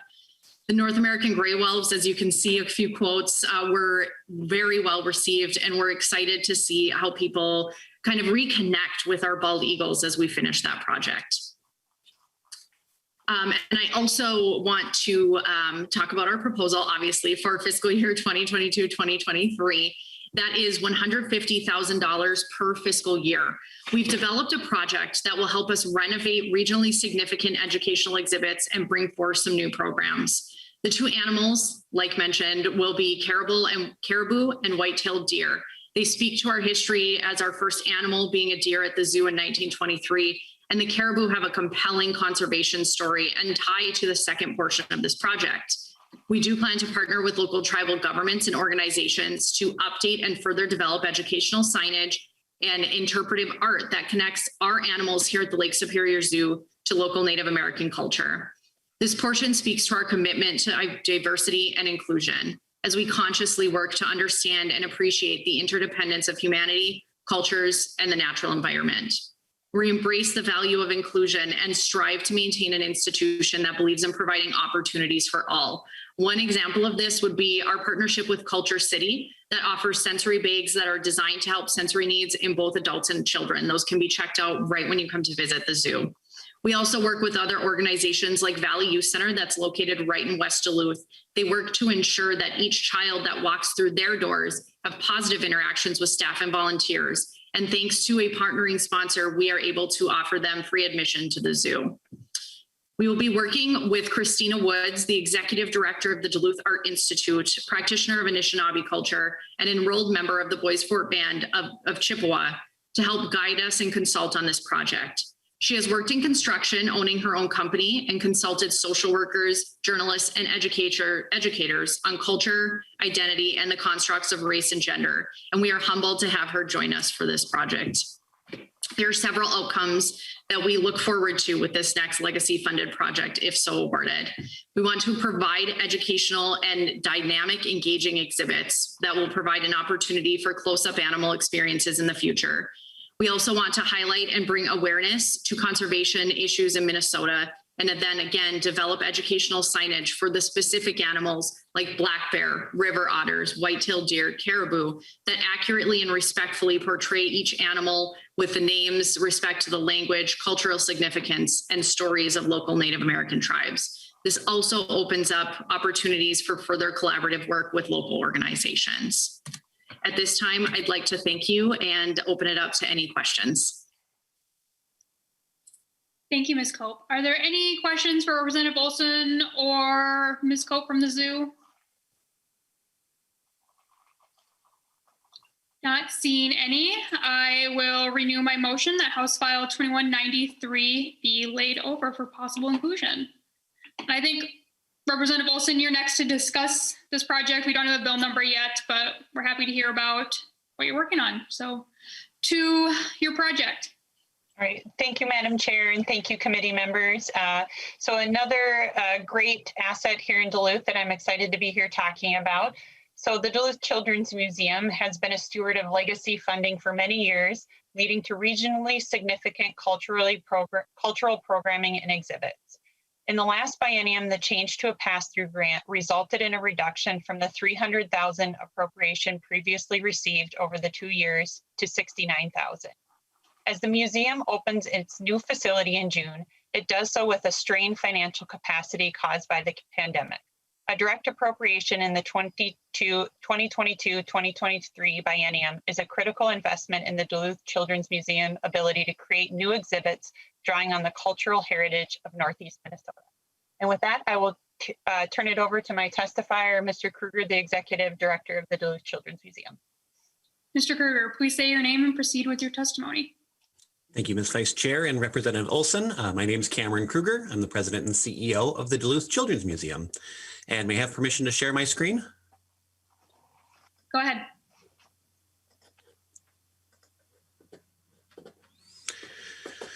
The Duluth Children's Museum is the 5th oldest children's museum in the United States. We are really lucky in this state to have so many children's museums and so many amazing opportunities for children to play and learn.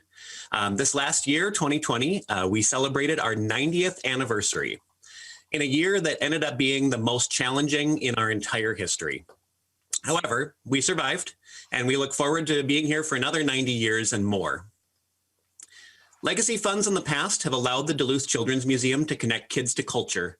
With these funds, we created our Menominee exhibit and brought Ojibwe language learning into our signage and daily programming.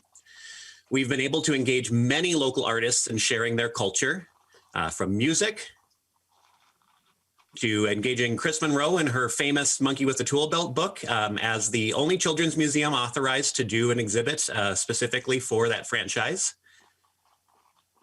And after a decade of work and planning, we recently moved to a new facility, the first that we have owned in the history of our museum. In 90 years, we've never owned our own location. Now we do, which is a huge boon for us. The location is strategic, putting us right in the heart of Lincoln Park, which is Duluth's most racially diverse and socioeconomically challenged neighborhood. And we just announced 2 days ago that we will officially be opening there June 1st. We got a lot more work to do and some contractors in, but we are set to start engaging the community again. In regards to our diversity and how we serve the community, we provide over 450 scholarship memberships each year to low-income families. We also provide outreach programming to underserved neighborhood parks and youth-serving programs. And during the pandemic, we've been able to pivot to virtual programs as well to continue reaching those children. Understanding that low-income children are being affected the most by this pandemic, not having opportunities for play and learning as they normally would. As Representative Olson noted, in the last biennium, there was a change to the pass-through grant process, which resulted in a reduction from $300,000 in the biennium to what we received, which was $69,000. The process did not end up being transparent for us, and it resulted in a major financial crisis for our museum. Direct appropriation for 2022 and 2023 is critical in helping us plan for the museum's future, and it's a huge investment in promoting culture through our exhibits and our new space, and setting the Duluth Children's Museum up to best serve the children that need us most in our community. I want to conclude by saying thank you so much to this committee for all the years of support. This is not the first time I've been in front of you, and it's always well received. And even though we're virtual, I like seeing all your faces. So thank you for all the support, and I'd be happy to answer any questions. Thank you, Mr. Kruger. Does anyone have any questions about this project for either Representative Olson or Mr. Kruger?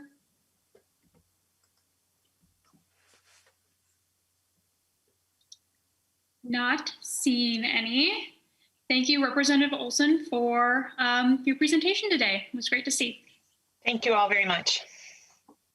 I think up next we have Representative Thompson here to talk to us about the Smalley Museum of Minnesota.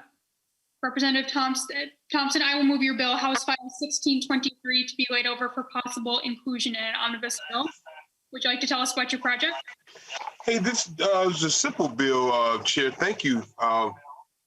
It's good to see everybody, too. Thank you for having me. This bill is relating to arts and cultural heritage, and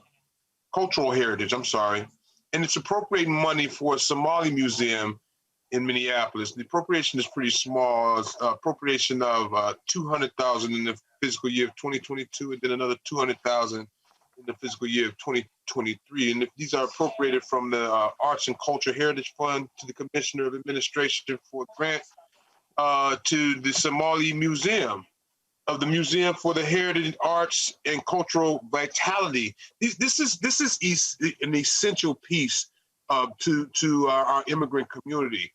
I think that a lot of times what happens is we don't understand other cultures because we don't get a chance to see a lot of their cultures. And so that's where this disconnect happens. And so I don't want to speak because I have some wonderful speakers. So I don't want to speak too much on the bill. I do, but I'll talk your head off. And I know you only have so much time. And so I wanted to pass it over to my speakers, if you will, Chair.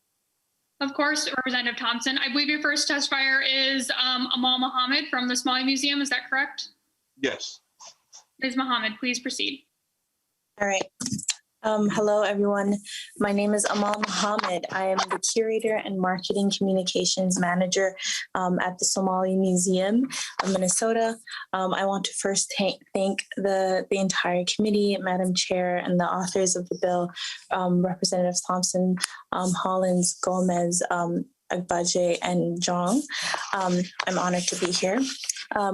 It goes without saying that the past year has been very difficult for many people with the shutdown. The Somali Museum discontinued programs, tours, and performances, losing more than 30 to 40% of its earned income. But we persevered, we changed courses, we came together as an organization, and we created online programming to try and keep the museum up and running. But even that could not get us back to where we once were pre-pandemic. I have had the pleasure of working with the Somali Museum for almost 4 years and a half. During my time, I have witnessed firsthand the extensive years of work that has been put into the organization and its display of over 700 artifacts. The Somali Museum has become an integral part of the Lake Street community and its current and the Lake Street community where it currently resides. The foundation of any cultural institution is to define what their role is in society. The mission that we have is simple. We use our collection as a tool for education, making it possible for our young Somalis who have grown up in the United States to connect with their culture, as well as Minnesotans of other ethnic heritage encounter Somali art and traditional culture for the very first time. The museum's programs explores the changing role of traditional arts and culture as the Somali people move across borders and time. With their help, we have reached not only the wonderful citizens of Greater Minnesota, but all over the nation and even the world. Our Somali Museum family grows exponentially every year. We have not only opened our doors to people from all walks of life, but we have gone on the road to meet them. With social media apps like Facebook, Instagram, YouTube, we are able to connect with millions of new audience members every minute of the day. Students love the hands-on activities and the camel bells. Dance professors take part in dance practices, and various museums actually come to collaborate with us on programs and shows to help preserve the Somali culture along with us. Diversity and inclusivity is actually the very paramount to the work that we do. By promoting the highest forms of Somali creativity, the Somali Museum believes that it can also help diminish any harmful prejudice and misunderstanding. With such an influx of supporters and avid museum goers, however, the Somali Museum is breaking new feats and with high demand, we are low on funds, on lack of space, and being low on staff members as well. The museum is now becoming at a massive disadvantage and losing its footing. We always ask ourselves, how can money be the answer to all our problems? When it comes to an institutional level, money is what gives the ability to uphold and the standard of care and growth. And the Somali Museum has done a lot with what it has earned and what has been gifted, but that only goes a long way. There comes a time when everyone outgrows something. And in our case, our home on Lake Street can no longer house us well. With growing support from various communities, our artifact collection has grown, but our walls have not. With the help of the Legacy Fund, the Somali Museum would be able to uproot itself to a bigger space, hire more staff, expand and revive discontinued programs from COVID-19, and so much more. We started out with the hopes that our neighbors would enjoy just a few artifacts in a room, and now we know that the opportunities are so endless. As the only established Somali museum in the Western world, we here in Minnesota are very lucky to house such a gem in our state. The Somali Museum has the capacity to become nationally recognized as the bridge between Somalia's traditional practices and its move into modernity. Only with your support can these courageous changes really be made.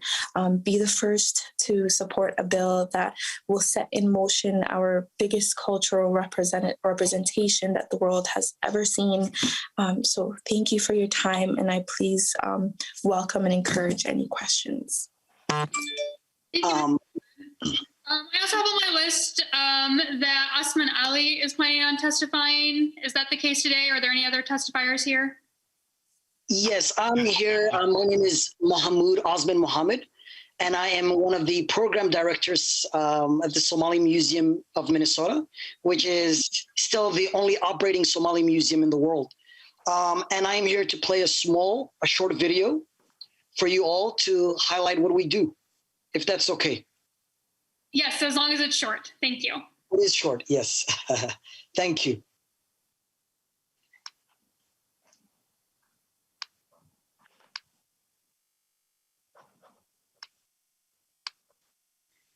All right, can you all see my screen? Yes. Yes. Perfect, thank you. And I'll go ahead and play the video. They opened what is now the world's only Somali museum. The Somali Museum of Minnesota. The Somali Museum of Minnesota. The Somali Museum of Minnesota. This is something that has been done for the first time within an African community. This first ever Somali museum. First in the country, first of its kind. The work the Somali Museum is doing to educate people about traditional Somali art and culture is having a profound impact, not just on the people who visit the museum, but on the community and even the rest of the world.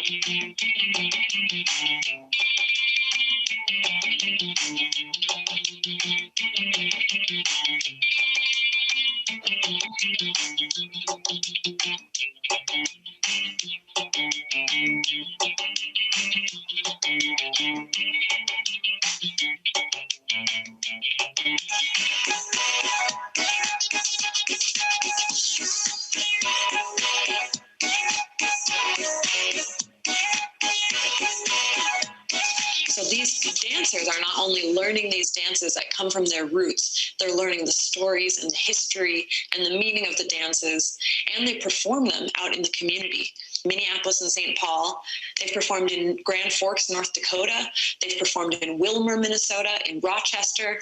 They've been all over out sharing the culture of Somalia.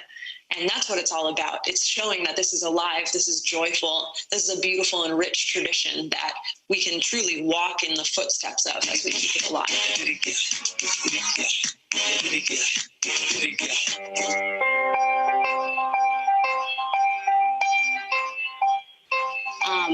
And the weaving class is meant to teach young Somali people about their culture and also what kabet is, why we use it, and why we still want it to be existent in the community right now. And we also want the non-Somalis in the community to come to the classes and learn about our culture.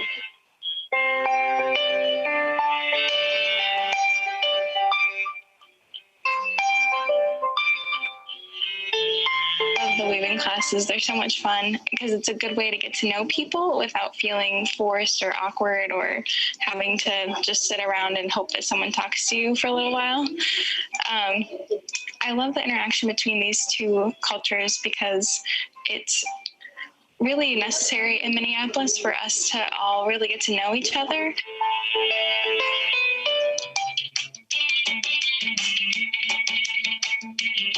I knew that the Somali Museum would be a great resource for my art classroom to learn about Somali culture, since we have many Somali kids at my school.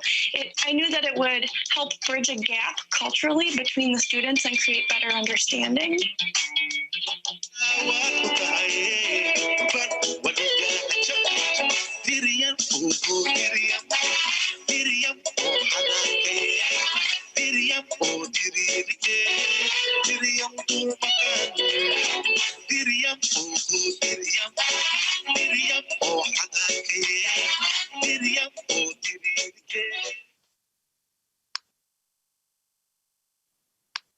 And that was it.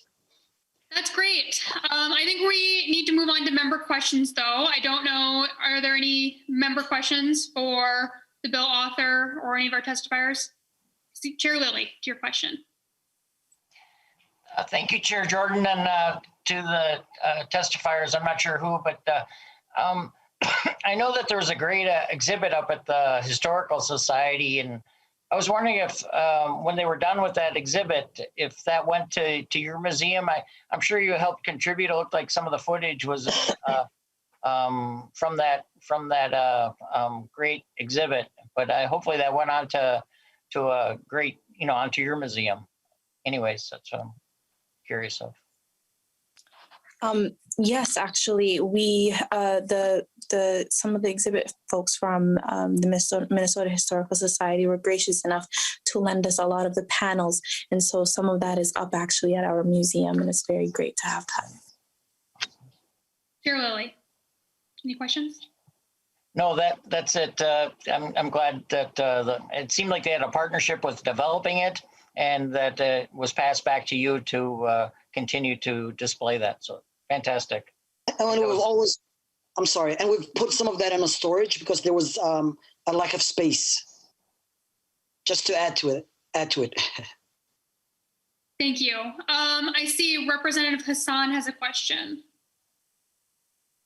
Thank you, Madam Chair. I don't have a question. I just want to thank Representative Thomas for bringing this bill up. I know the Somali Museum. I know the people that run that museum, and I know it has contributed so much knowledge and wisdom and much needed culture for the Somali community, not only in Minnesota, I think in North America. So thank you. I've attended some of the videos that you were watching. I've attended those shows and they were spectacular. And these guys do a lot of work. They put in a lot of hours. I know the owner travels to Somalia to bring artifacts and collect artifacts to bring here. So we don't have to travel to Somalia. We can actually have Somalia, mini Somalia in here. So I'm very thankful to their dedication and their work and their contribution to our community. Thank you, guys. Thank you, Representative Hassan. I agree. It's great that we can have a chance to celebrate Minnesota culture and all the contributions that our Somali community has brought to our state's culture. So that's great to see today. Any other questions before I kick it over to Representative Thompson to wrap up? Not seeing any. Representative Thompson, any final words? I was trying to put a heart up and I somehow raised my hand. Here's something I really wanted to say, just listening to the testimony. And then when Representative Hodan spoke, I saw this beautiful baby on her screen. And so I do know that we're making an investment in our future. And I know that a lot of our kids, if they can see it, they can be it. That's the truth. We owe it to our children. We can't say that that's their kids or that's their kids. These are all of our babies. And so we should invest and invest wisely. I promise our payoff will be greater later. And so I know you stretch for time, Chair. So I just want to say that, and I ask for your support in helping make something historic happen here in the state of Minnesota. Let's be first, not worse, when it comes to how, I love you guys and thank you so much. Well, thank you, Representative Thompson, for bringing this forward for us today. And with that, I will renew my motion that House File 1623 be laid over for possible inclusion. And I think with that, I'm going to hand the virtual gavel back to Chair Lilly. Thanks for your patience with me today, Mr. Chair. Thank you, Vice Chair Jordan. You did great. Keeping us on task. And again, thank you, Representative Thompson. A great presentation there. Just thank you. And the presenters. So with that, Representative Anderson, we're going to move on to your bill. You're on the committee, so would you like to move that House File 1328 is laid over? Thanks, Mr. Chair. And yes, I would like to move House File 1328 to be laid over before your committee, our committee. Thank you, Representative Anderson. We have your bill before us. Go ahead and tell us about what you're working on today. And thanks to you and the members for hearing all these bills today. It's really a beautiful day outside, and this bill has a direct connection to the outdoors. So hopefully we will enjoy what this bill could provide for some folks here in Minnesota. This legacy request is for an organization that's known as Midwest Outdoors Unlimited. And the folks that work with this organization do a great job in providing hunting trips and other outdoor activities for disabled veterans and other folks around central Minnesota. And with me today is one of the folks that works a lot with Midwest Outdoors Unlimited. His name is Ron Welly. And if we can get all of the technology straightened out, Mr. Welly is with us today via Zoom.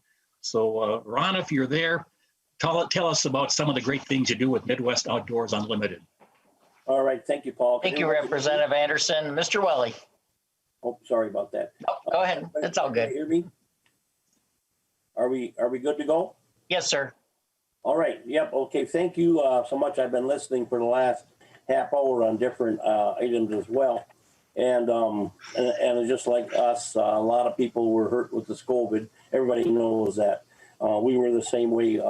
As far as funding goes for banquets that we could not do, we have a calendar sale too that was less. People didn't have the funding around and all that.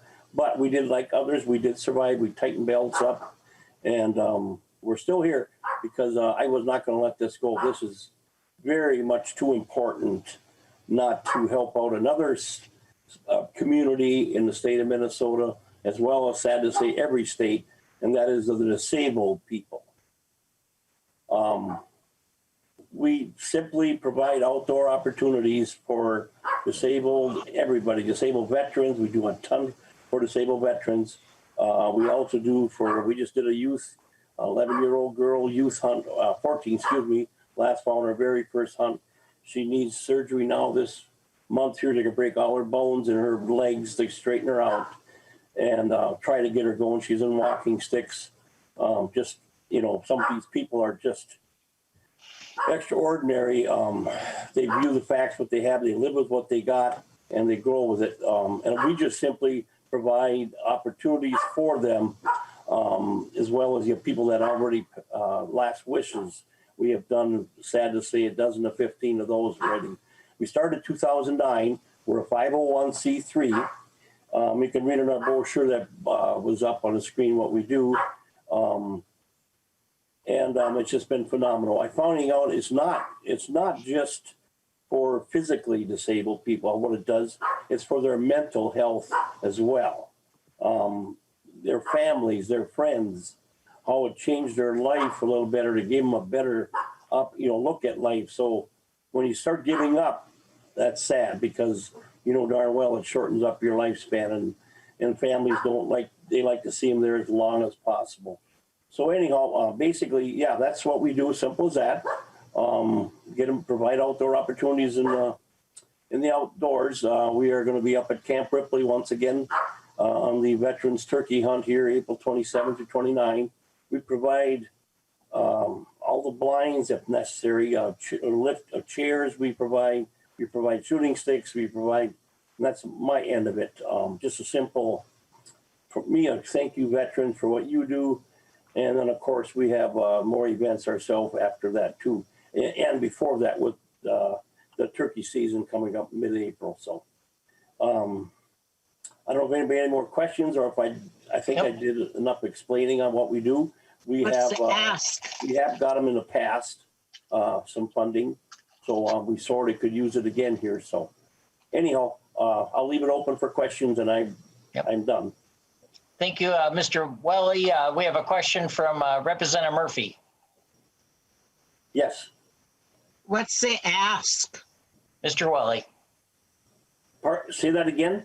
What are you asking? What amount are you asking? Oh, I believe it. I thought you had known that 50,000 over the span of 2 years. We have gotten that in the past. So it surely helped us tremendously. And we're asking for that again. Thank you.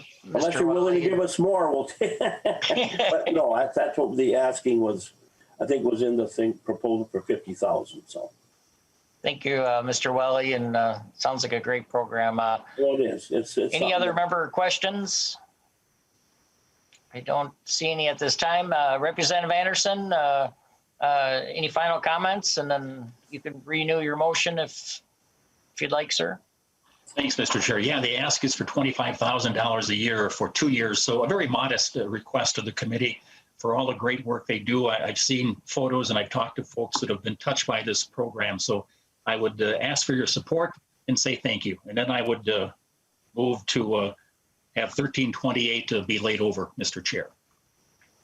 Thank you. And thank you for the motion, Representative Anderson. And the bill is laid over.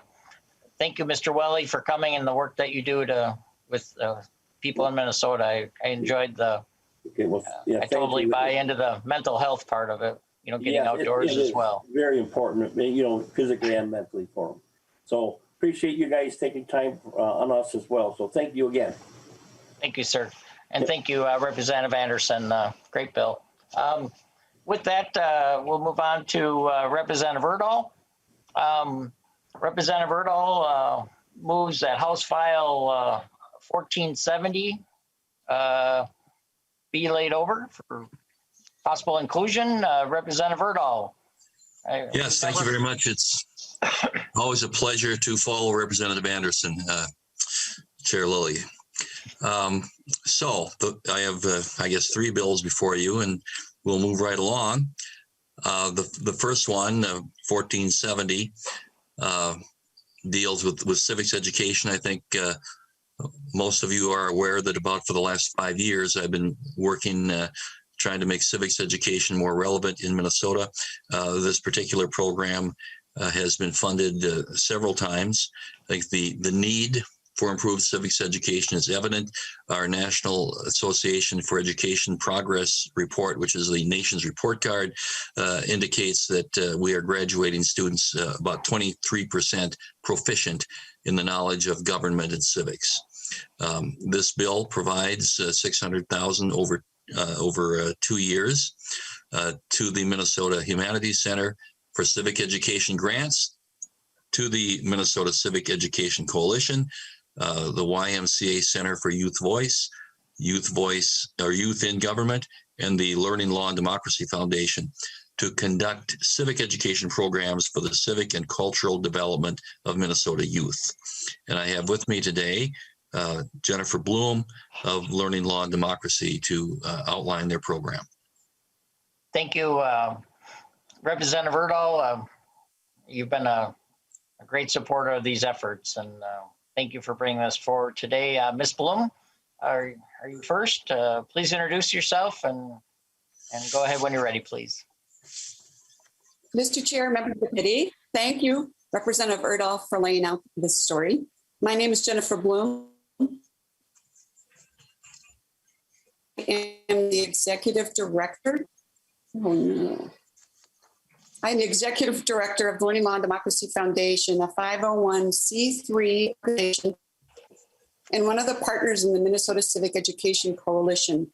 Thank you for the opportunity to testify today in support of House File 1470. We are seeking $300,000 a year in 2021, 22, and 23, or a total of $600,000. We at the Civic Education Coalition are committed to preserving Minnesota's civic heritage by teaching civic knowledge, skills, and traditions to the next generation. With our high voter turnout and a reputation for civically engaged citizens, Minnesota is the envy of many other states. But this outcome doesn't happen by accident. As the late Supreme Court Justice Sandra Day O'Connor said, and I quote her, knowledge of our system of governance and our rights and responsibilities is not passed along through the gene pool. Each generation must be taught these basics. The coalition helps people learn these fundamentals, and we do it statewide. Before we share a bit about some of our programs, I want to turn your attention to the map. It's now should be in the screen in front of you. It's also on the second page of the handout for the House File 1470, which is towards the bottom of the list of today's committee handouts. You can see the significant impact and possible impact through grants from the Legacy Arts and Cultural Heritage Fund. Some of this impact is detailed for you on the right-hand column handout.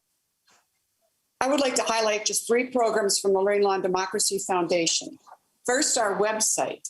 This was initially funded by the Legacy Fund, and it connects educators both in schools and outside of schools, and as you can imagine, many parents over the past year, with a searchable database of nearly 1,000 vetted lessons. In the past year of distance learning, teachingcivics.org placed these materials at the fingertips of users throughout the state more than 16,000 times, 61% increase over the year before. Second project is Project Citizen, and some of you are very aware of this. This project teaches young people how to work as a team to solve community problems. Working in small groups, students select a problem to focus on. They research, identify potential solutions, evaluate, and then select the best one and present it for testimony to a committee of adults. Let me assure you, they tackle many of the same problems you struggle with. And finally, Super Civics, which is a new project. It's devoted to grades K-8. Super Civics teaches the foundational blocks of civics and builds on what educators are already doing. For example, when they teach their young learners group rules and norms at the beginning of the school year, they also can teach why they exist, why rules might be different in other places like where they live. All of this is housed in a Super Civics toolbox on the Teaching Civics website. Everything you need actually to teach civics grades K-6 for sure is there. We must not take our civic cultural heritage for granted. If nothing else, we should have learned that in the last year. The Minnesota Civic Education Coalition is committed to providing civic education to help preserve it. Thank you for making this possible. I would like to now turn it to Amy Anderson. Thank you, Ms. Bloom. Ms. Anderson, good afternoon. Please go ahead. There we go. Good afternoon, Mr. Chair and members of the committee. Thank you for inviting us to testify today. My name is Amy Anderson. I'm the Executive Director of the YMCA Center for Youth Voice and Youth in Government, and a member of the coalition. When it comes to civic education, I was one of the lucky ones. I grew up with parents who were very civically minded and who talked to me about the theoretical and political and practical implications and aspects of being a citizen, including the rights and responsibilities. I had great teachers like Representative Erdahl who were passionate about civic ed and who encouraged me to learn about how our government works, along with the rules and practices we need to preserve our democracy. Not every child in our state is so lucky. In the past few decades, the focus of public education has turned sharply towards science, math, and literacy as we seek help in helping students develop employable skills.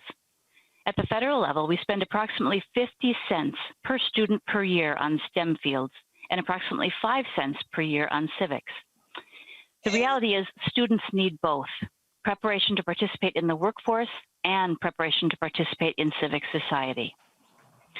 I'm certain that many of you share my pride that Minnesota consistently leads the nation in voter turnout, and this year was no different. That accomplishment is not an accident. The fact is, our state has developed a strong civic culture around voting. Part of the way we do that is through programs like Students Voting, which I was pleased to run this year, even in a pandemic year. This year, thanks to legacy funds, more than 56,000 K-12 students cast a ballot on Election Day, despite many of those students being in a remote learning situation. If you look at the map and then below the map there's an example of 3 little people masked and all socially distanced and pointing at their I voted stickers. So not even a pandemic could stop the activities of getting students to practice voting. Why is it important to create those opportunities? Because numerous studies show that voting is habit forming. Once you vote, you are more likely to vote again and again.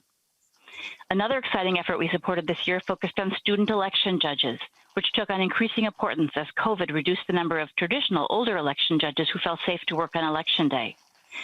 As elected officials, you are familiar with the important role that election judges play in administering elections. Our student election judge programs serve multiple goals: increasing the number of election judges who are bilingual in targeted languages, addressing short and long-term needs for effective technology-adept poll workers, increasing the ethnicity and age diversity of our election election judges to better reflect the faces of our communities, helping high school students learn and practice civic skills and dispositions, and providing Ms. Anderson? Yes. I don't know if you think you're sharing a screen or something. We don't have it up right now.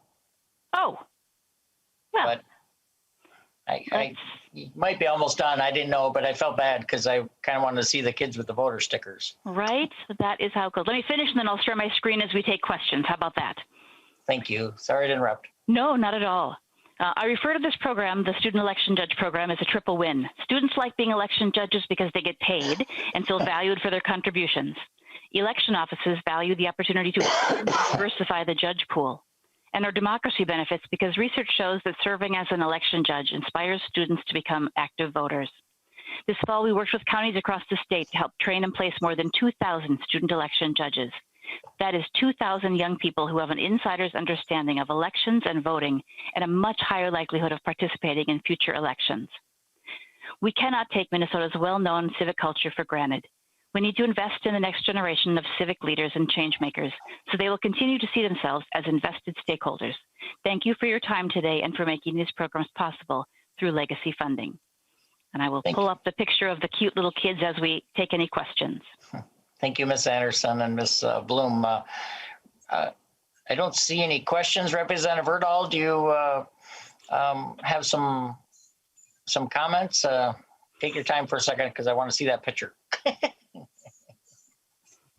Can you see something now? We can see the map with my. Oh, their kids are at the bottom of the map. I see it. Below the map. There we go. Look at that. Representative Erdahl. Well, thank you, Mr. Chair, and thank my testifiers. I think this is a valuable program. It's something that we have been doing over the years, and I think it's even more critical than that we do it today. So with that, I would renew your motion to lay this over for possible inclusion. Thank you, Representative Erdahl. The House File 1470 is laid over for possible inclusion. Thank you, testifiers. Thank you for coming today and sharing your story and your previous good work on that. So, Representative Erdahl, do you want to move the next file, or do you want me to do it? I can move House File 1672 for possible inclusion in the Legacy Omnibus Bill. Thank you. We have your bill before us. Go ahead, Representative Erdahl, and tell us about what you're working on. I know you've been working on this. We all have been through the last few years, and it's a great story. Keep going, sir. I think I've carried this bill 2-3 times now. I'm a member of the Indian Affairs Council, and the Legacy Committee has funded this Indian Affairs Council request several times. Through this language immersion and other strategies, much has been done to preserve the Dakota and Ojibwe languages and thus their cultures and traditions. It has brought these languages literally back from the brink of extinction. And I have with me today Shannon Gishik, to testify as to the importance of this funding. Thank you, Representative Erdahl. Ms. Gizek, go ahead and when you're ready, please. Mino Gizek, Chair Lilly, and members. Shannon Gizek, Indigenous Cause, Asabikone, Zaga Iganing, and Dunjaba, Adik and Duadame. It's good to be here with you today. My name is Shannon Gizek. I'm a member of the Bois Forte Band of Chippewa in northern Minnesota and the executive director for the Minnesota Indian Affairs Council. I'm here today, before you today, to express my strong advocacy on behalf of House File 1672, which proposes to appropriate funds to support preservation and revitalization of Minnesota's most endearing languages, Dakota and Ojibwe. These two languages are distinctly different from one another, but both are considered still endangered languages, which means they are on the verge of becoming extinct and lost forever, with the Dakota language listed as critically endangered. According to the Must Go About World Languages website, in reference to the Dakota language, there is cause for some modest optimism, so the tide could potentially be turned by instituting sustained revitalization programs. The state of Minnesota has supported the language revitalization programs through an appropriation to the Indian Affairs Council since 2010. I want to point out here that our great state's name is a Dakota word stemming from Minnesota, Makoche, the place where the waters reflect the clouds. Through your sponsorship, MIAC has awarded numerous grants to institutions and organizations throughout the state with the sole purpose of revitalizing our languages. With your approval, and for the first time, we were able to directly appropriate funding for language programs to the 11 sovereign tribal nations in Minnesota last biennium. We know that this will have a substantial impact in the years to come. We were also able to support 2-year grants to 4 immersion schools and award 8 2-year competitive grants to support 5 Dakota language programs and 6 Ojibwe language programs. Because of the nature of the grants program and the very narrow scope, diversity and inclusion of misrepresented and marginalized people is built into the very core of our grant opportunities. This is shown in geographical diversity throughout the state as well. No doubt you have heard times over how COVID has had devastating effects on the execution of legacy-funded projects. Our language programs are no different. Aside from the need for the state to shut down, including a hiring freeze, tribal nations and their enterprises face their own unique challenges.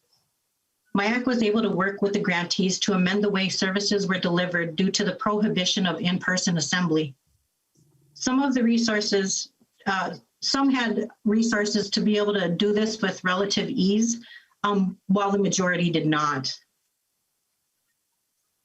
We're soon to hire a full-time grants coordinator to administer these grants. Because our grants program is multifaceted and due to time constraints today, I will speak briefly and generally in regard to the spend down of the funds in the last biennium. And I'd be happy to provide specifics later. Fiscal year 20 funds are more than half spent, and we are on good track to spending down a good chunk more. However, the truth still lies that COVID has impacted and interrupted so much. I was proud previously of having to turn back less than 0.001% of language grant funds. That won't happen this year. Year 2 contracts also had to be amended to accommodate a 14% legacy fund reduction. Many contracts have been executed, but we are still working on ways to lessen the impact COVID has created. Assuredly, we are on a good path forward, but we are still racing the clock. The Dakota and Ojibwe Language Working Group has suffered a similar fate. We are looking forward to our first convening in a while on this upcoming Monday. I'm really excited about that. This group is vital to the monitoring and movement of language preservation and revitalization in our state. We have elicited the help of Native language practitioners, community members, educators, tribal elders, and policy advisors through the formation of this group, which previously conducted a feasibility report on language revitalization. This report examined current revitalization efforts, identified best practices, and identified barriers to successful language revitalization. The work group has also authored a strategic plan for statewide language revitalization. This funding is critical for convening this group, who will be looking at a tool to gauge how these grants have impacted efforts in the state, in addition to measuring revitalization overall. After hearing some of the difficulties of the past year, I wanted to share with you one of the highlights that showcases the important work the language grants deliver. Through a grant to MDE, the state of Minnesota now has assessments for the very first time for high school students in Dakota and Ojibwe languages. The assessments are aligned with the American Council on the Teaching of Foreign Languages ACTFL proficiency guidelines. This also gives high school students who take Dakota or Ojibwe assessment opportunities to earn college credit at Minnesota colleges and universities. Lastly, there's a provision to help support the MIAC Cultural Resource Unit's oversight of the osteology lab at Hamline University. It is the only osteology lab of its kind and houses Native human remains and associated funerary objects until repatriation can happen. MIAC has initiated better communications and looks forward to building even stronger partnership with tribal historic preservation officers in an effort to streamline repatriation efforts. I want to close by saying miigwech, pidamiaye, thank you to Representative Erdahl, as well as Chair Lilly and the committee for your prior and consistent support, and ask for your continued sponsorship to assist in preserving, protecting, and revitalizing our native languages. Miigwech, thank you. Thank you very much. It was a great presentation. Thank you. I don't see any member questions. I just, before I get to Representative Erdahl, I'm just always, earlier we had the 90 minutes from the Ampers, 90 seconds from the Ampers people. And I remember one of their pieces was on the code talkers that served our country so ably. And we've lost, you know, who some of those folks were. So it's sad. I'm glad we're preserving this, working on these things. Representative Erdahl. Thank you, Mr. Chairman. I think Ms. Gishek said it very well.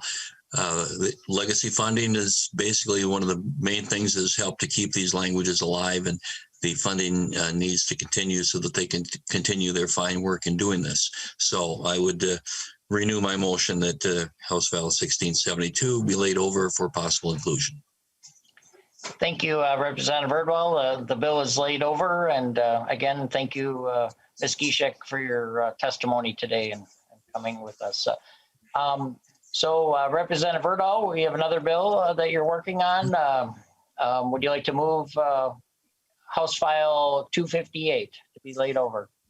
Thank you, Mr. Chairman. And yes, I would move that House File 2058 be laid over for possible inclusion in the Legacy Omnibus Bill. Thank you, Representative Erdahl. And I see that we also have an author's amendment, an A1.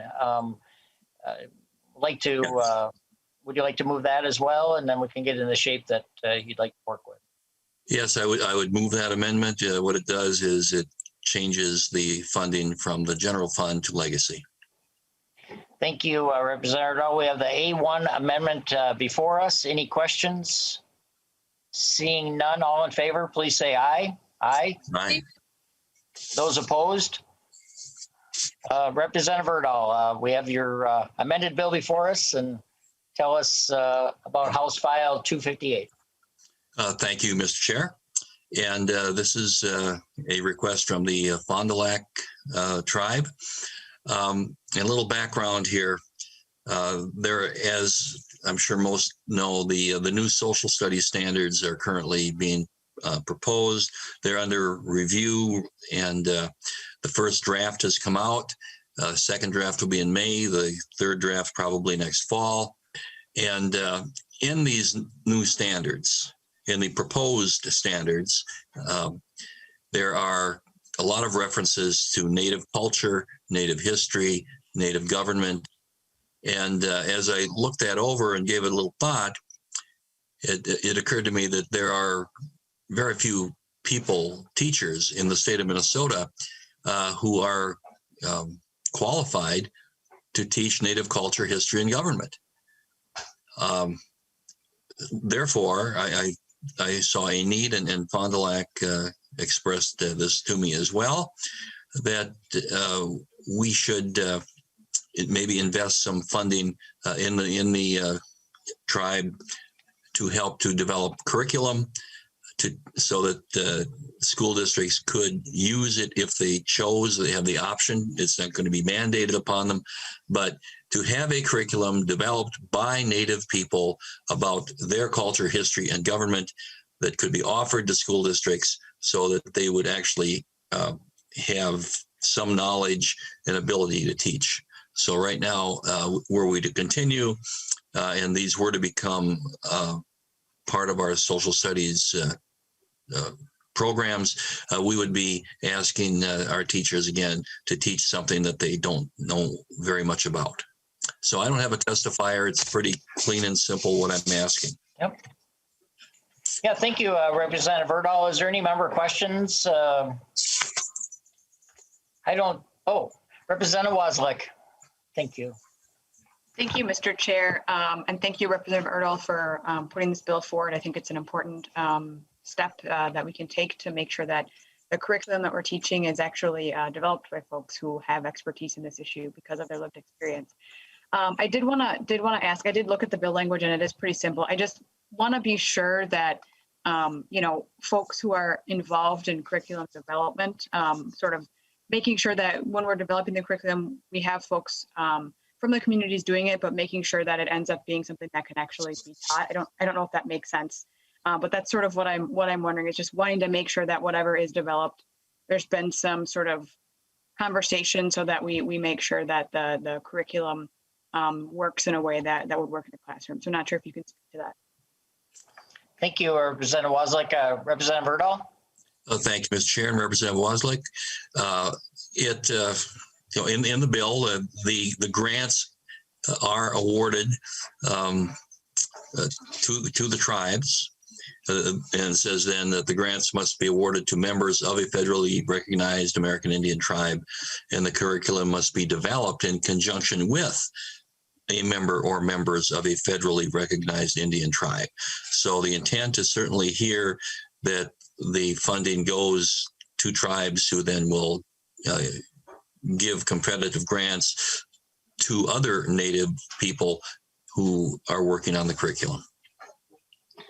I told them, that Representative Erdahl is not interested in developing a curriculum here. This is for the tribes to do themselves. Representative Wozlik. That was it. Thank you. Thank you. Great question. Representative Erdahl, I see no further questions. Would you like to renew your motion of 258 as amended, be laid over?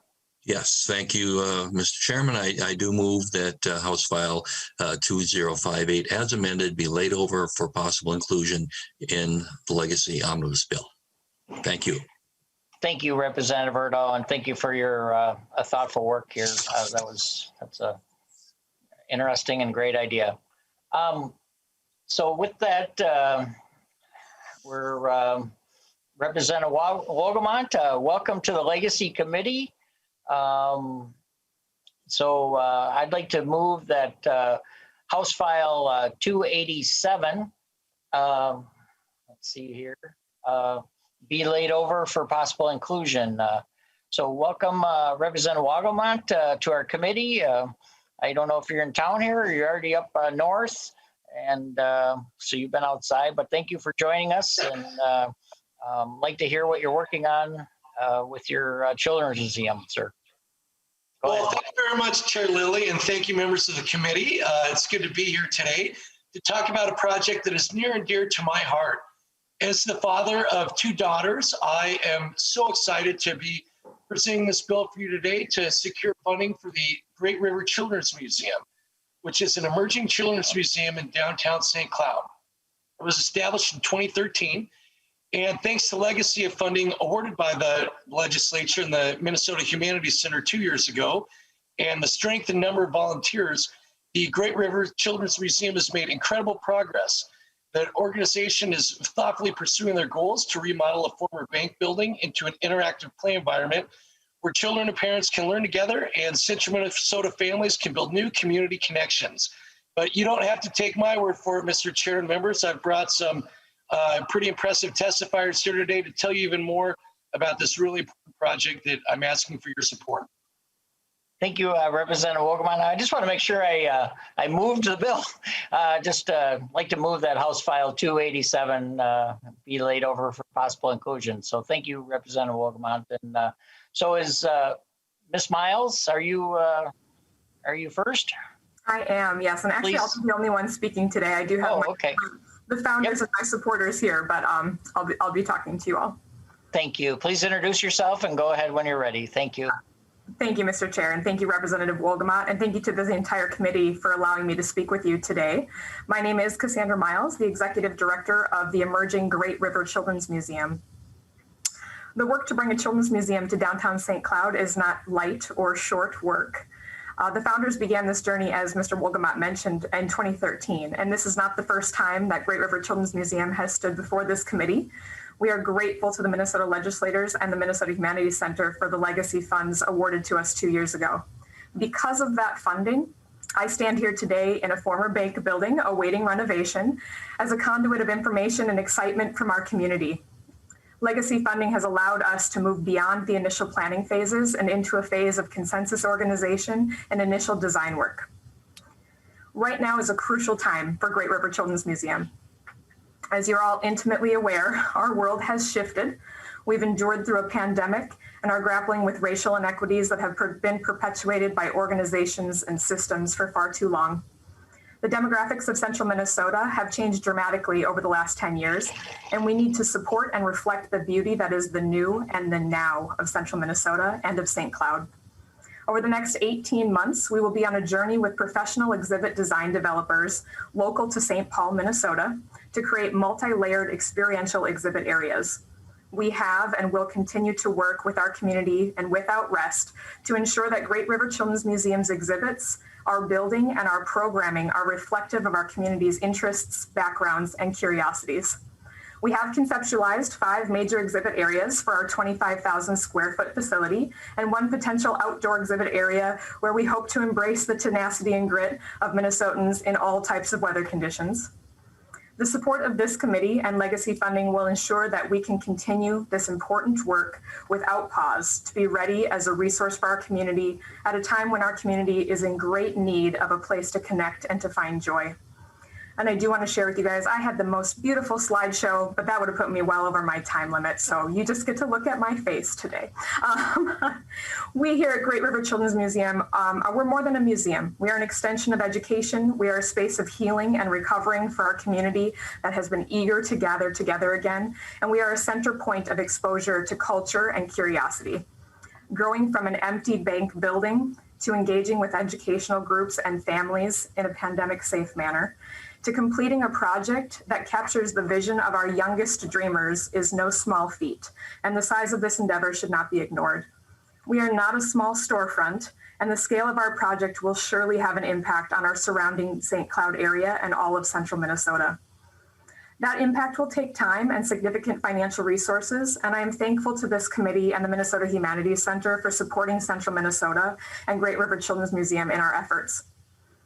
Before I wrap up today, I want to take a brief moment to mention this. The world of children's museums is a fantastically collaborative place. We feel fortunate to have been supported by all of the other children's museums around Minnesota and around the country. And I know that Lou this morning from the Children's Museum of Southern Minnesota wasn't able to give her presentation. I would be remiss not to take a moment to thank Luis and Diane for their support and their guidance to this point in our journey. So I want to put that out there. They represent their communities and provide a fantastic resource. And I know that we certainly have a lot to be inspired by and to be modeled after. So I appreciate them very much. The people of Central Minnesota are certainly eager to have the continued support of this committee and of legacy funds. I thank you for your time today, and I welcome you to ask any questions that you might have. Thank you, Ms. Miles. I thought that was really classy of you to mention the other museums. Yeah, I've noticed that that even the main museum was in St. Paul was kind of changed their request to try to help knowing that there's a lot of other museums around the state. So thank you. Representative Wolgamott.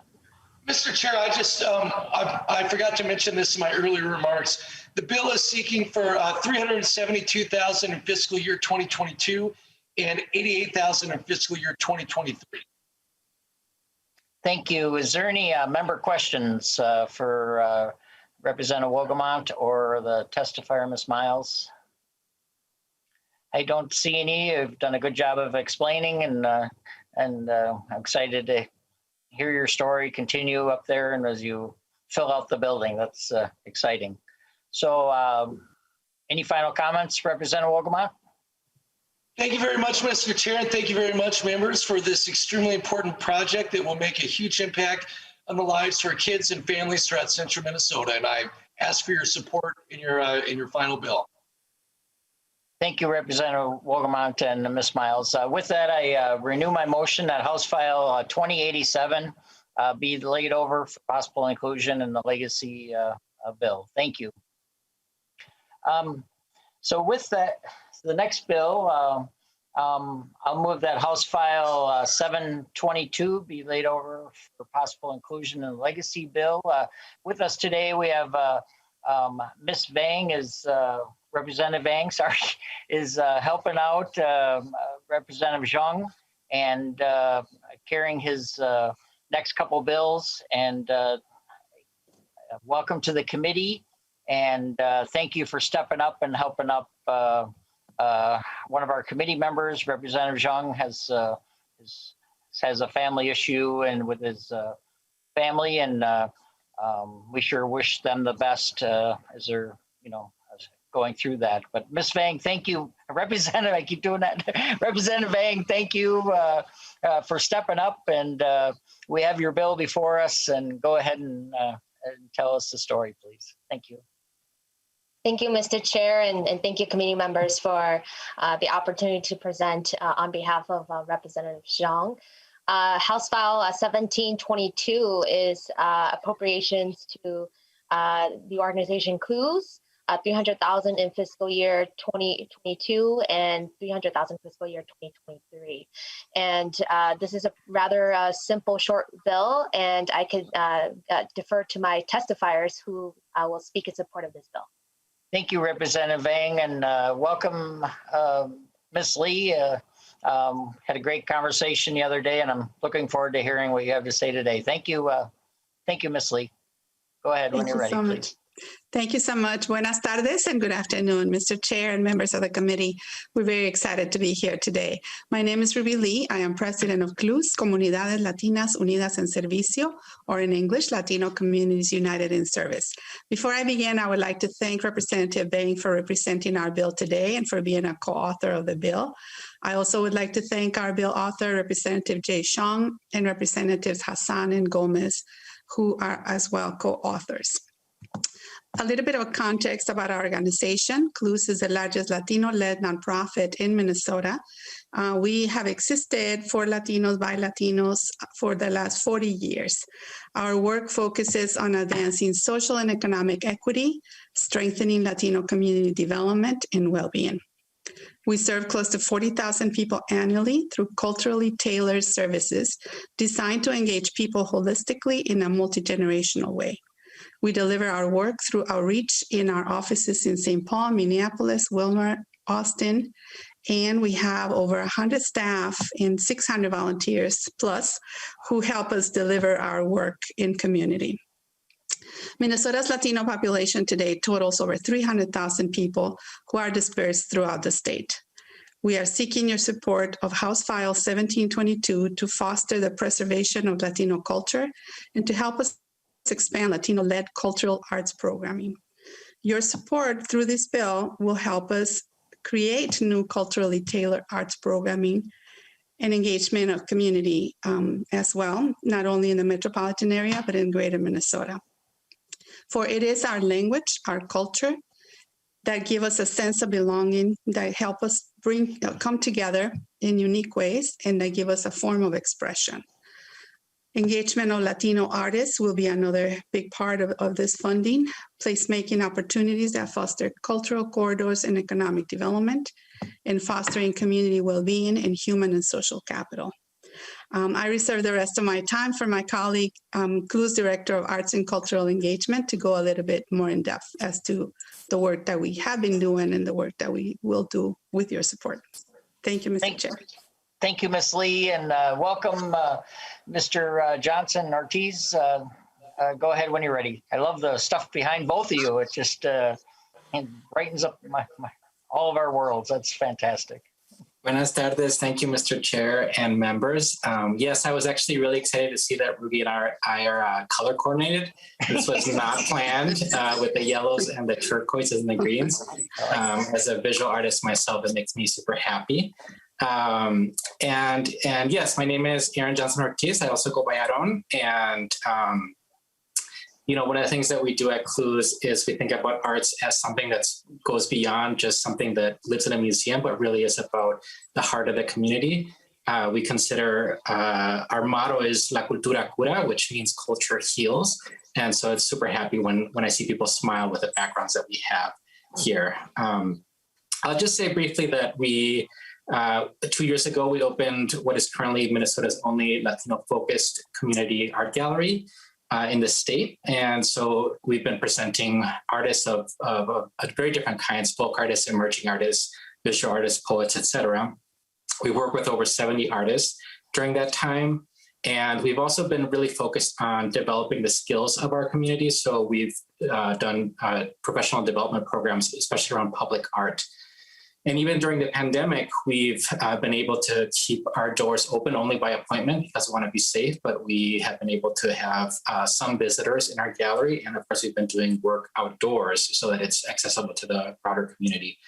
With your support, we'll be able to engage over 100 artists over the next 2 years through our gallery, as well as pop-up exhibits in Minneapolis and in Greater Minnesota. We're currently based in the east side of St. Paul, and that's where our gallery is. Secondly, we're also going to continue to do professional development and expand upon that. And we'll provide funding to Latino artists to create cultural placekeeping activities and continue projects around muralism, which is a tradition that is very much deep within our culture. And finally, we want to be doing community festivals and events that bring our community back together after the pandemic. And we hope that we'll be able to celebrate with our community through our culture. Thank you. Thank you both. Representative Vang, anything before we get to member questions? No, Mr. Chair, I'm happy to take any questions from the committee. Okay. Any member questions?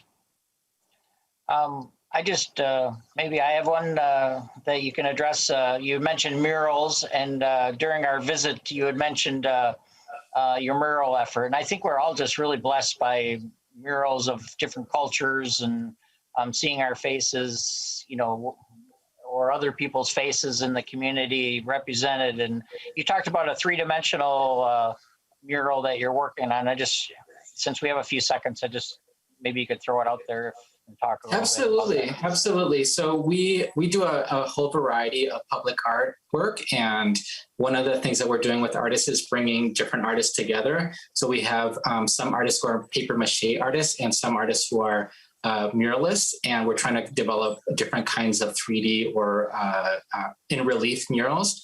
What you see behind me is actually our first efforts at doing that, which was we started doing public art with paper-made flowers, and then we started using a kind of plastic that looks like paper. And so, yeah, the whole idea behind our work is to help folk artists develop skills that are marketable and that they can generate an income from and create beauty in our communities. And if I may, Mr. Chair, just want to highlight Just want to highlight the fact that all of our work is multi-generational. And so we take great pride on that. We engage our elders, our youth, our children, parents with children. And that is part of the work that we try to bring, not only the artistic and beautiful side of it, but also the community development side. And as Aaron said, La Cultura Cura, or culture heals you. As an immigrant myself who came here 40 years ago, it has been my culture, my language that has been able to help me engage with not only my Latino community, but with other communities. Just want to give another echo to the importance of arts and culture, and specifically when it's driven by our own communities who can design and produce. Thank you. Well, thank you, and thank you for your presentation today. Many members from all over the state, of course, come to the Capitol, and your building is right up the hill here. It's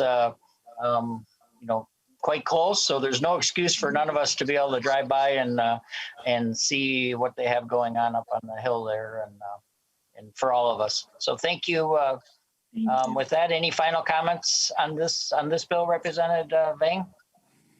Thank you, Mr. Chair. And, I can't follow up what my testifier has said. As you can hear, they do amazing work. And so I will ask the committee support in this bill.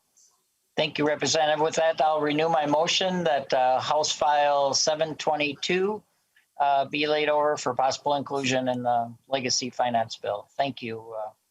So with that, thank you both for coming today, and I'm sure we'll see us again soon. Thank you. So Representative Vang, you're stepping up and do a bunch of bills here today, and I'll move that House File 1723 be laid over for possible inclusion. So Representative Vang, would you like to introduce 1723 to us, please? Thanks again, Mr. Chair. It's a pleasure to be in the Legacy Committee for an extended period of time. It's always great to see you all.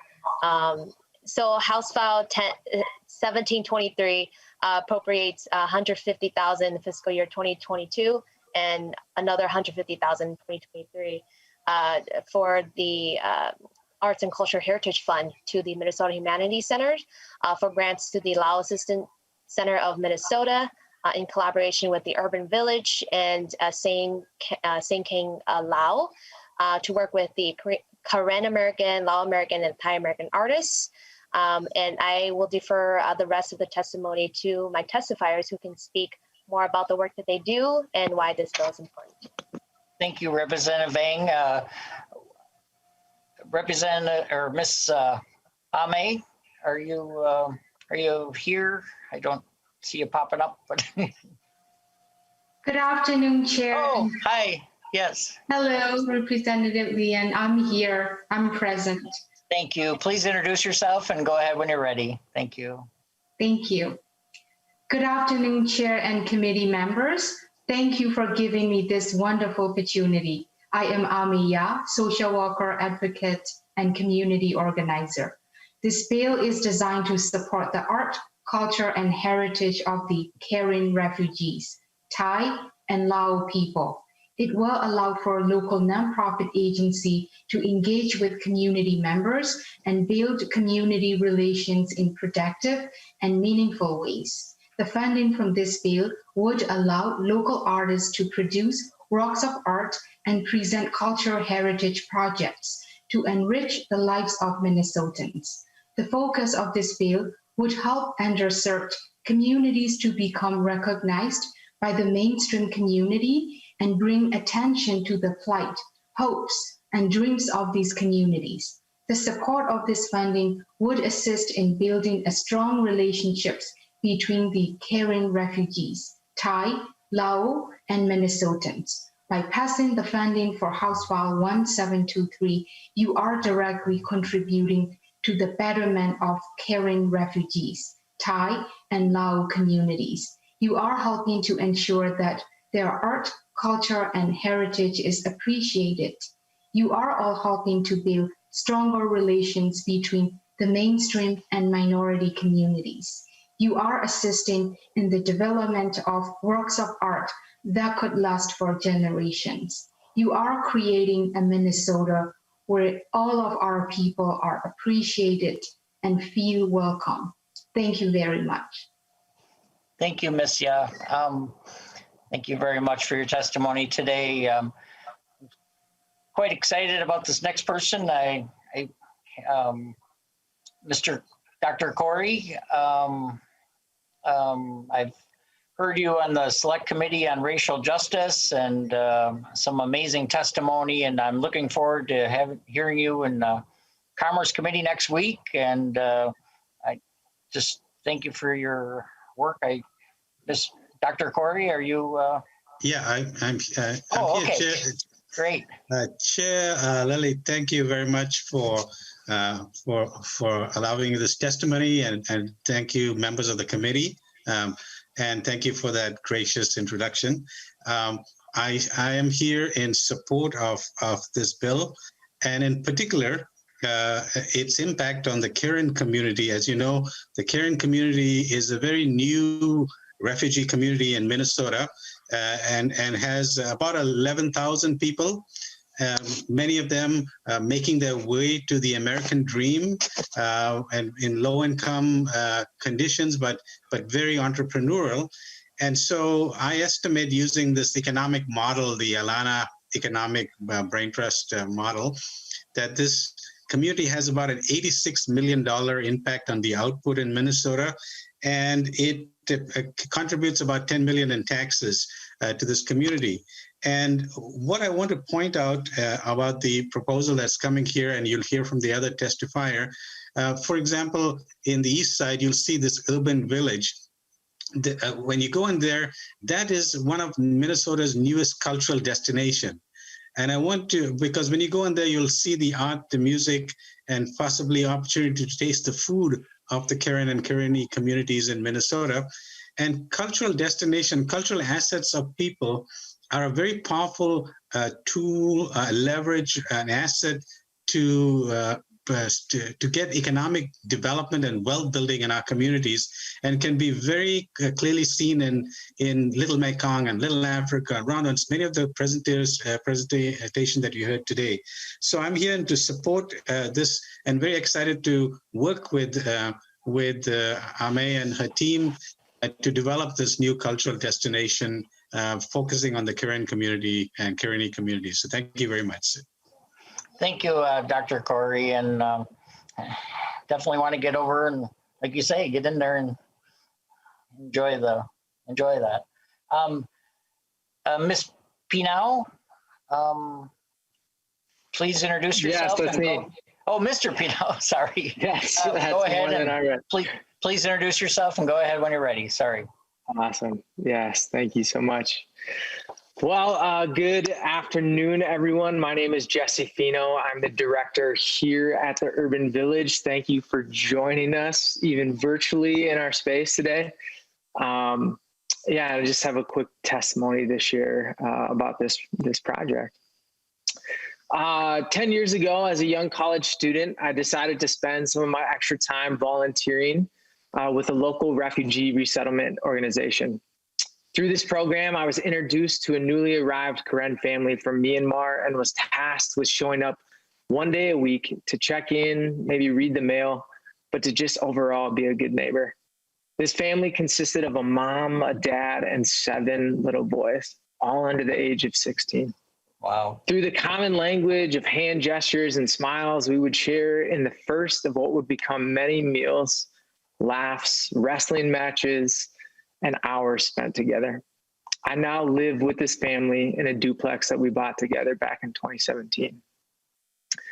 Since first meeting this Karen family, I've continued my volunteerism in the community, lived in Myanmar and Thailand, and helped create a nonprofit called the Urban Village in partnership with members of this community. I'm not Karen, as you can tell, but my experiences of living in Karen villages in Myanmar, working in refugee camps in Thailand, and being a part of a loving Karen household here in St. Paul has given me a unique and intimate view into the resettlement process.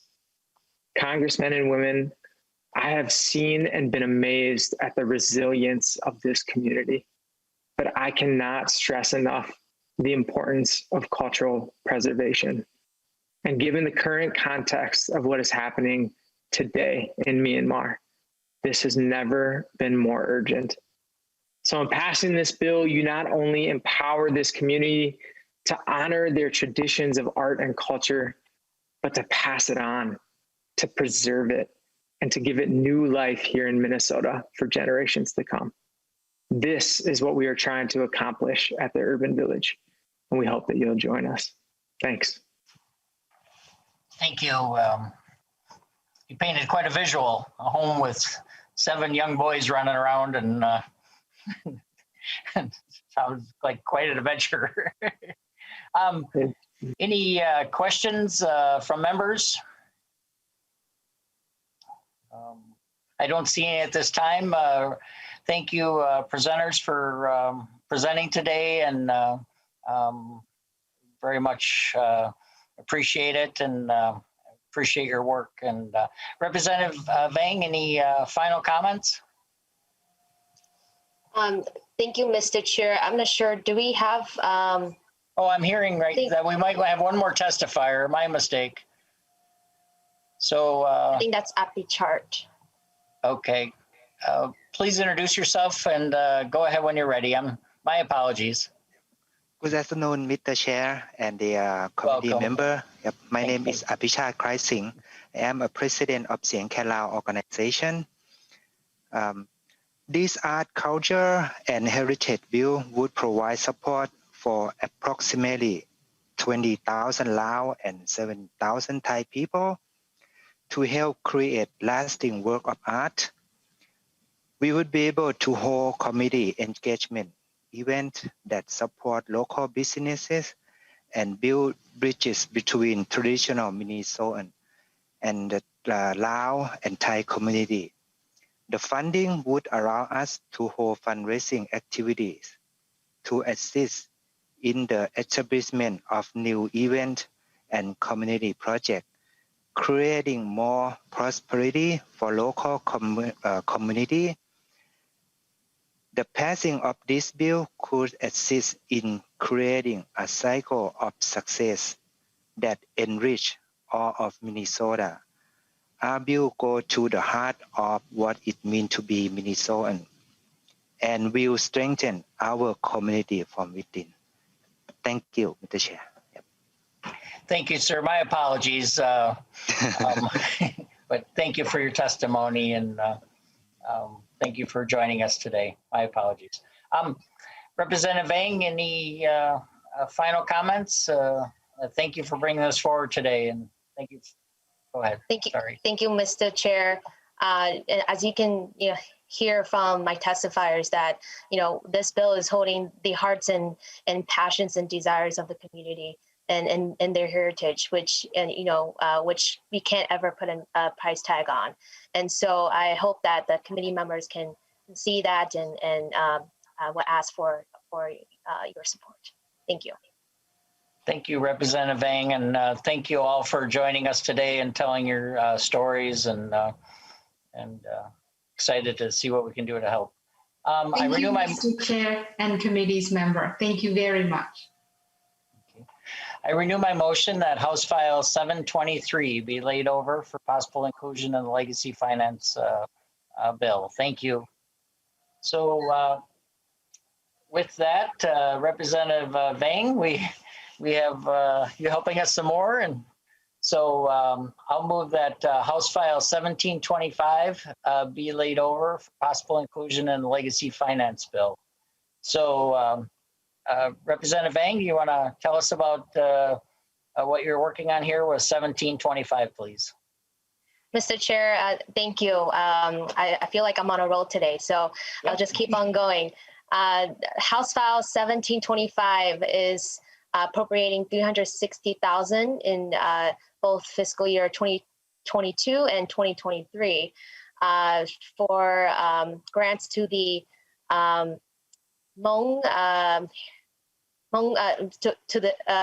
sorry, I'm trying to figure out the to the Minnesota Humanities Centers for grants for museum-related programming and educational efforts regarding history and culture heritage of Hmong Minnesotans.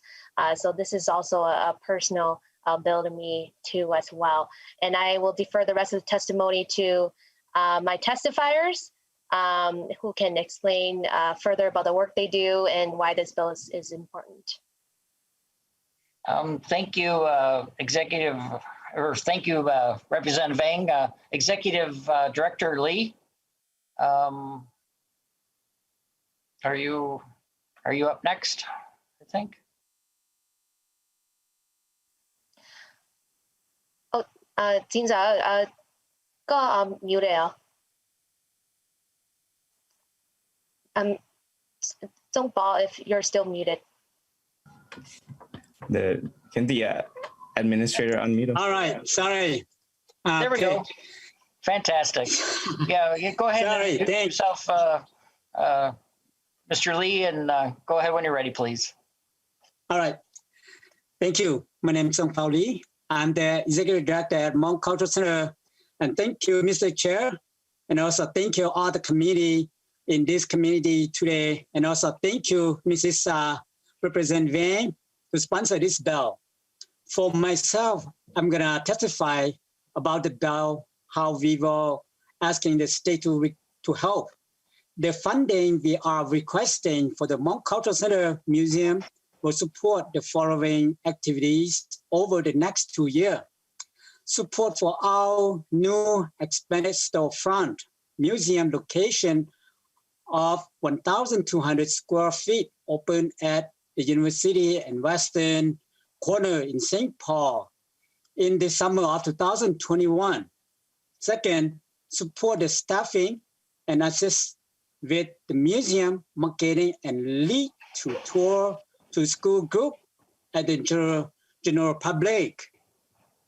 To sum up, if this project is funded, State Minnesota residents will have a greater opportunity to learn about Hmong history in Minnesota, Hmong art, Hmong achievement in the state, and Hmong culture more generally. The proposed project built strongly on the Hmong Cultural Center heritage over the past 25 or 29 years, teaching the public about Hmong culture and history. It is also strongly related to a key guiding principle of the Legacy Fund.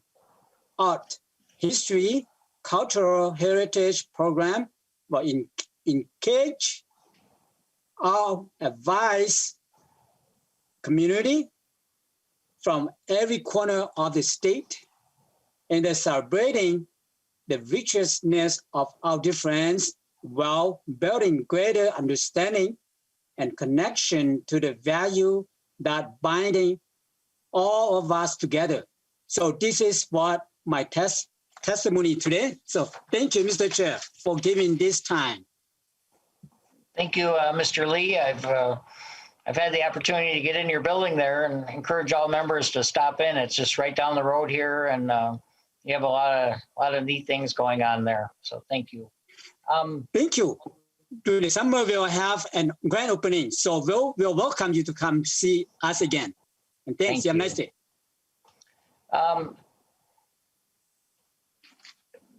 Intern Director Weizal, are you with us? Yep. Yes, yes, it's Husel. I just got married, so my last name is Husel now. It was Vang before. Yeah, so my name is Mai Vang Husel. I am Interim Executive Director of Hmong Museum, and I'm here to speak on behalf of both Hmong Museum and the SGU veterans. They've asked me to speak a little bit about their program.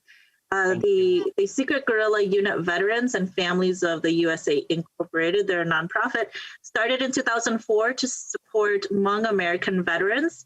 And just to give you a very brief history, these are the soldiers who were recruited to help in America's Vietnam War. They flew planes, saved downed American pilots, did reconnaissance work and that sort of thing.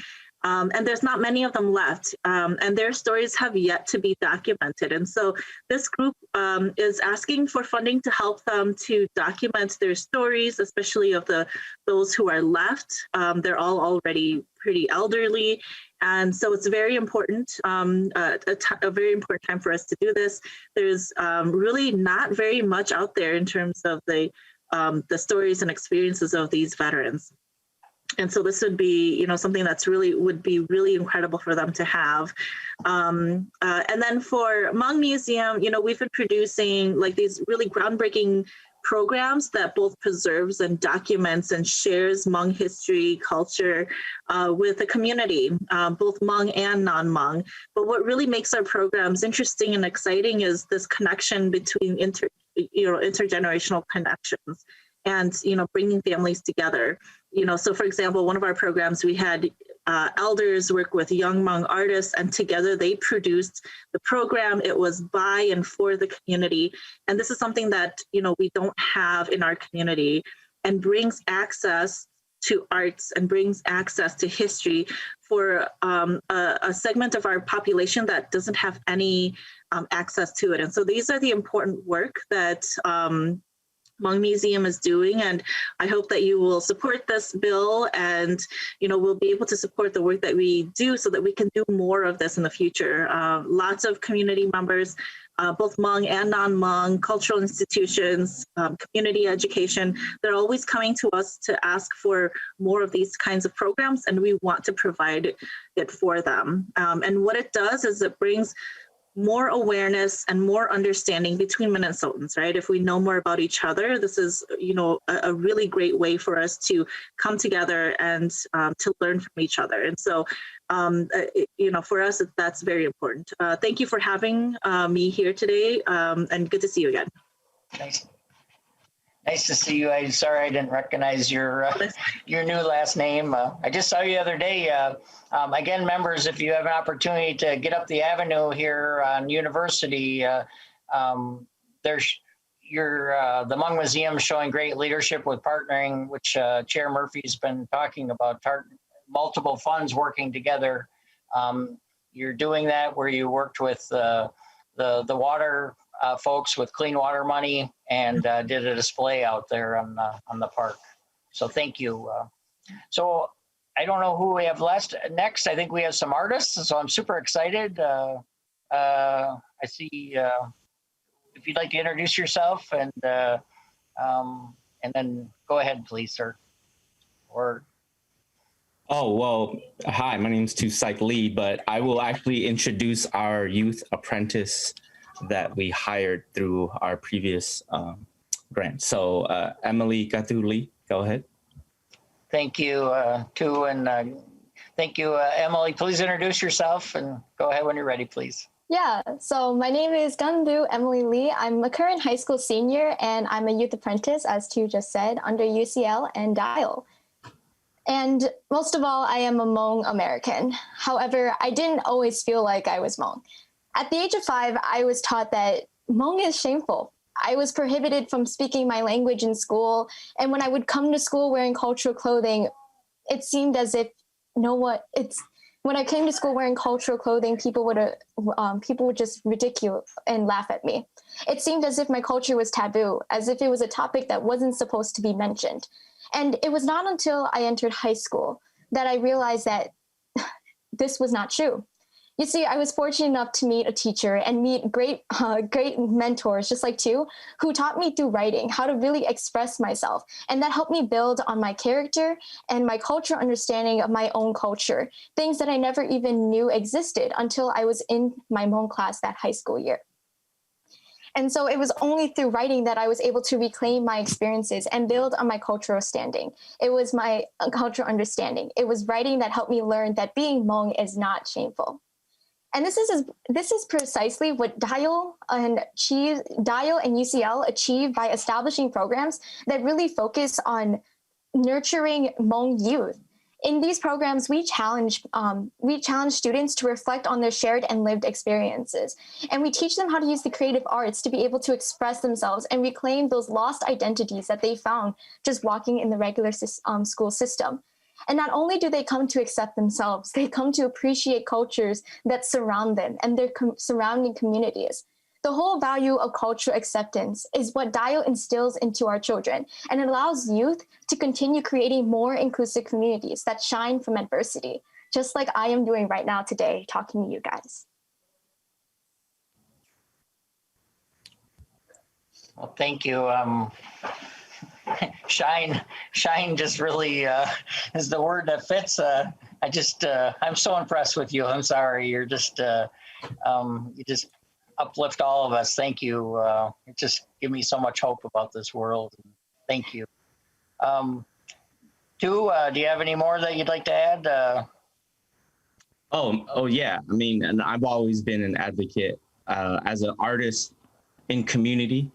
And for me, it is about how do we influence and inspire the next generation, but not just to inspire them to be connected to their culture and be more proud of it so they can be a part of this society, but also for them to nurture them to be future leaders, such as Emily, who can continue the work.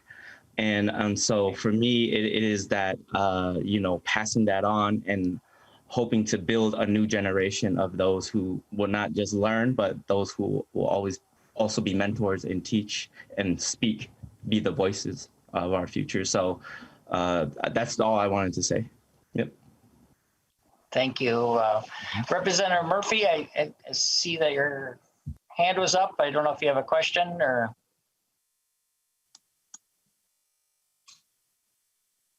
Guess not. Representative Hassan. Yep.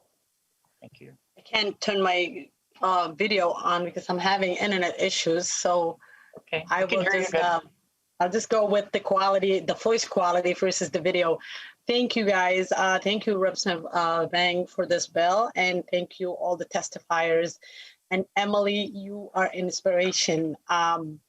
Your culture is not to be ashamed of. It should be celebrated, and that's what's great about this country is that we're all of us except Native Americans came from other parts of the world and came and created this great country. So as any other culture is celebrated, yours should be celebrated too. And I'm glad that you found your connection back to your culture. Once I was a kid who was lost in this system that didn't understand my culture. And just like you in high school, I found my calling to learn about my culture, to understand it better, to learn my language much better than I was before. And I celebrate my culture every day, and I'm glad you are doing that too. Continue, and hopefully you can educate the next generation about your culture. Thank you. Thank you, Representative Hassan. Any other member questions? I don't see any at this point. Representative Vang. Thank you, Mr. Chair. Just closing remarks that I hope that when members start thinking about where we should invest in communities, that members think about Emily, that this is where the Emily is an example of where our monies are going to, where our investments look like. And so I hope that members continue to keep that in mind as we start talking about our investments. And with that, Mr. Chair, I ask for members' support. Thank you, Representative Vang, and thank you all for presenting today. Just fantastic work. And like I said, I've seen many of you out in the community and been in the museums and out on different things, but your leaders also, and thank you.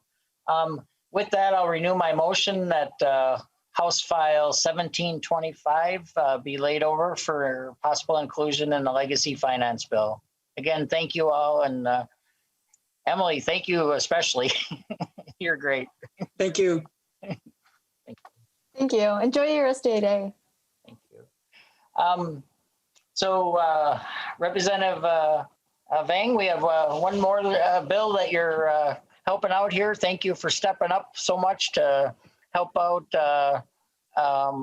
one of our members. So I'll move that House File 1890 be laid over for possible inclusion in the Legacy Finance Bill. Representative Vang. Thank you, Mr. Chair, and thank you, committee members, for indulging my presence. I promise this will be the last bill, and then I will not take away your time for the weekend. And House File 1890 is appropriating $375,000 in fiscal year 2022 and in 2023 to the Minnesota Humanity Centers for grants to the Lower Phelan Creek project for planning, design, installation, website, and mobile application programming, as well as historical and cultural educational programming for the Interpretive Center at the Wakan Teepee Center. And it's also known as Carver's Cave. It's a Dakota sacred site on the St. Paul's east side. And I'll defer the rest of my testimony to my testifiers who can speak more about this work and the importance of this bill. Thank you, Representative Vang, and Ms. Lawrence, welcome to our committee. Again, nice to see you, and thank you for the tour I've had at your place over there. And but anyways, Ms. Lawrence, please introduce yourself and go ahead when you're ready. Thank you. Thank you, Chair Lilly. Just want to make sure that you can hear me. Okay, great. Well, thank you for hearing our bill today. And just wanted to say thank you, Representative Lilly, for all of your support in the past. Thank you to Representative Vang for introducing our bill in the absence of Representative Zhang. And I just want to give a shout out to Representative Hassan as well for the support on this effort. So, Hamita Kiepi, good evening, my relatives. My Dakota name is Pabak Sawi, or Cuthead Woman, and my English name is Maggie Lorenz. I'm the executive director for Lower Phelan Creek Project and its development, Wakan Teepee Center. And I'm really honored and humbled by having the chance to lead this project, which has been really called legacy work by the elders in our community. So we want to thank you here for your work in the legislature and your consideration of this project. One we feel really embodies the 25-year vision for the Minnesota Arts and Cultural Heritage Fund. The appropriations from the Legacy Fund here will ensure that Wakan Teepee Center lives up to its fullest potential as an incredibly important project, community space, and that its exhibits will share distinctive Minnesota history and culture for generations to come. For those of you who are unfamiliar with our project or this site, Wakan Teepee is an ancient Dakota sacred site that's located in Bruce Vento Nature Sanctuary on the east side of St. Paul. And the site includes a cave known as Carver's Cave and the Dakota Burial Mounds at Indian Mounds Regional Park. So for centuries, this area has been a place for ceremony, prayer, and council leadership meetings from nations throughout Indian country. And we intend that Wakan Teepee Center will restore this site's honored place in our community. The concept for Wakan Teepee Center evolved over the last 20 years through active community engagement and collaboration with a variety of stakeholders, including all 4 of the federally recognized Dakota nations and communities in Minnesota. Our goal here really is to preserve and provide access to Minnesota's rich cultural and historical heritage resources here in St. Paul. We plan to break ground this summer, and the center will be open to the public in 2022. And our work over the coming years will be to develop the interpretive themes that will carry this center and our work into the future, all of the permanent exhibits and programming that will bring this cultural and environmental center to life. Wakan Teepee Center's exhibits and programming will engage diverse communities from every corner of the state through our many K-12 and university partnerships that will celebrate the richness of the differences in our communities while building greater understanding and connection to the values that bind us together. The exhibits that are funded here will incorporate innovative use of technology to extend the reach, effectiveness, and efficiency and impact of our programming, and will supplement our existing capital and non-capital private funding sources. So I want to say, Wopida, thank you for having us here today, and thank you, Representative Lilly. I'll turn it over to my colleagues, Daniela Bell and Patrice Kunish. Thank you, Ms. Lawrence. Ms. Kunish. That might be a name that sounds familiar to some of the House members. It seems Yes, like it's it gone is. somewhere else, maybe somewhere. Right, right. A very close relative. We're related in the first degree, and it's something that we say. I'd like to say "Mpetu Washte Mitukuapi," which means in Lakota, we are all related. And indeed, my sister Mary was a former representative in your esteemed legislature. Now moved on to the other institution. So I'm Patrice Kunish, and I'm the co-chair of the Lower Phelan Creek Project. And I'm also the co-chair of the Wankan Tipi Center Capital Campaign. My family is Standing Rock Lakota descendant, and Lakota, Dakota are very close, but we're different.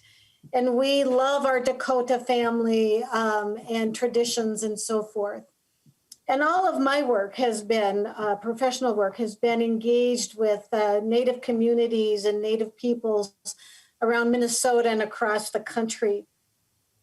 I would just like to share with you that I think Wankan Tipi Project is compelling for 3 reasons. And we'd really love to have your support for this project. First, it reveals Minnesota's history in its most natural element. You know, it's that ancient cave and the sacred petroglyphs, as well as this evolving power and influence of the nearby Mississippi River.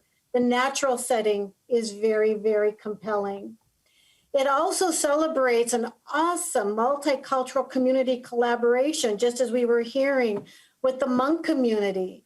And it brings us together in shared spaces to learn and foster understanding. And third, it reinforces Minnesota's collective narrative that seeks to both understand our Native heritage and then to restore and repair and renew our connections to one another. For these reasons, the National Endowment for the Humanities has awarded Wankan Tipi Center a substantial grant. And other major capital campaign donors include the Margaret A. Cargill Foundation through the Minneapolis Foundation, the McKnight Foundation, the Manitou Funds, and several other community organizations. And the exhibits that we're seeking funds for are really central to the project, and Daniela will talk about that. They will engage all of our senses and truly bring this history alive and teach us a meaningful way that we really are all related. Thank you, and we're grateful for your time and for your support. Thank you, Ms. Kunish, and thank you for your work. Ms. Bell, please introduce yourself and go ahead when you're ready. Welcome. Thank you. Mpetu Washte, buenas tardes, good afternoon. My name is Daniela Bell, and I live in Dayton's Bluff on the east side of St. Paul. And I wanted to talk to you a little bit about how I am a non-Native American person living on Dakota land and what Wankan Tipi Center will mean to someone like me. I know I'm going to talk about one of the exhibits that Wankan Tipi Center will have, which is an Indigenous teaching garden.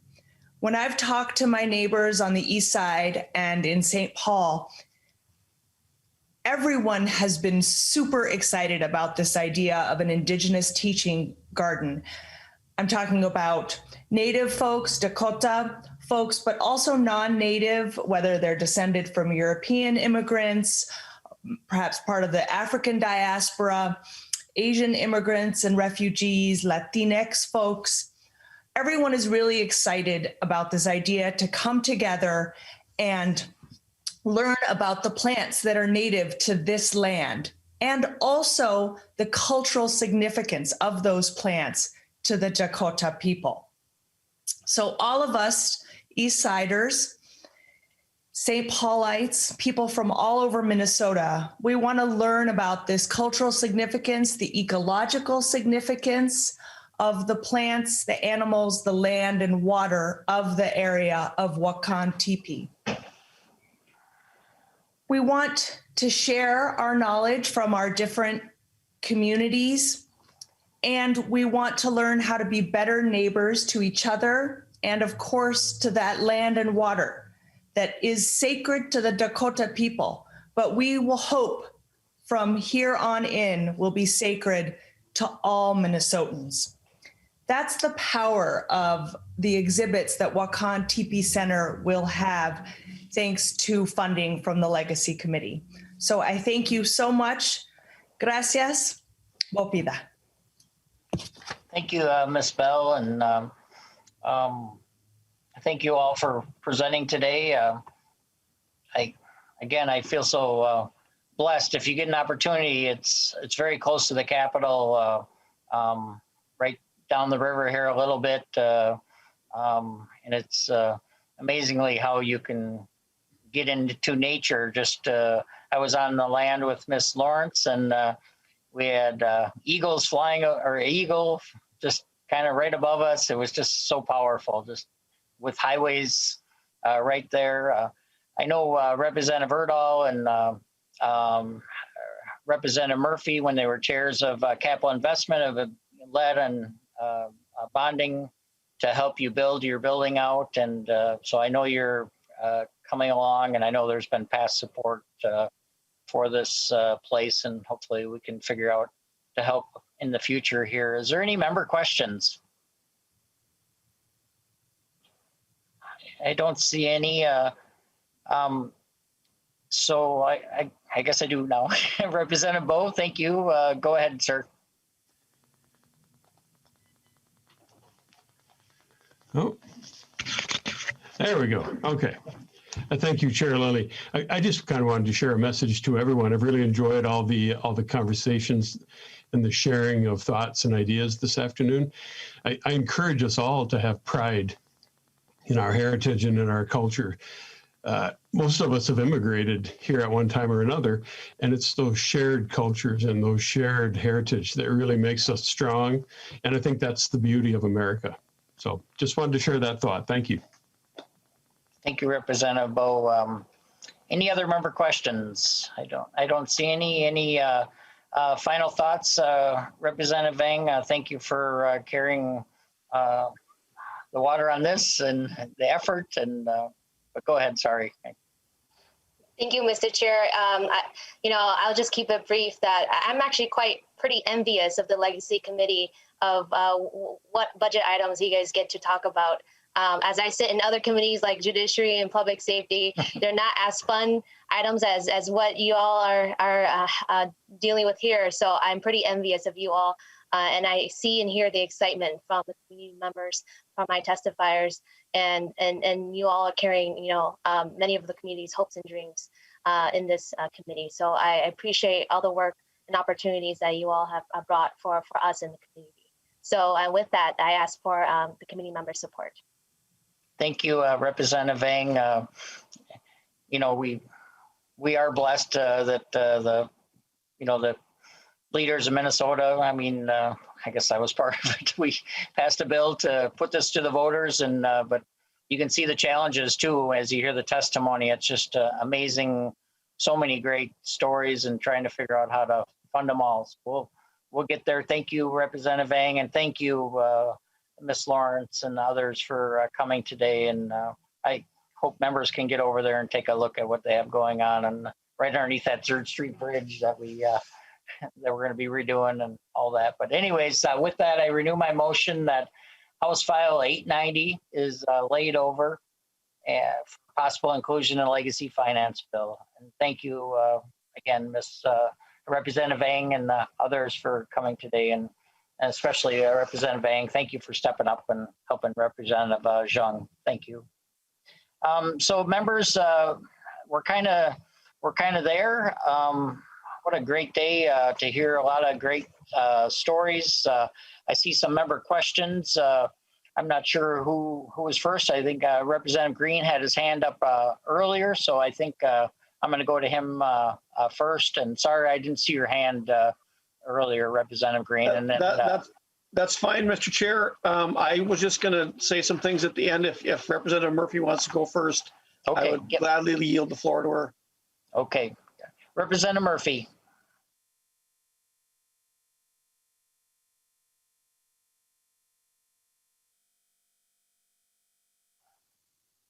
Representative Murphy? I okay. wanted to go after 1890 was laid over, because I have some concerns about some of the bills that we heard today, in that, like, a cultural center and a museum, what's the difference? When they're asking for money for a cultural center and for the museum. And for some of these things, I'm really concerned that we don't violate the Constitution, in that the requests are being made. And I got the impression for several things, when there was a building already, or a museum already established, that they were asking for the funding to make up the difference between what they lost because of COVID and going forth. And so how do we make that distinction when we're going to make our cuts? Because obviously we've got many more millions of dollars of requests than we would ever have for money issues. But we can't violate the Constitution in what the money is being used for the legacy funds. And so we might need more clarification on what the lump sum will buy.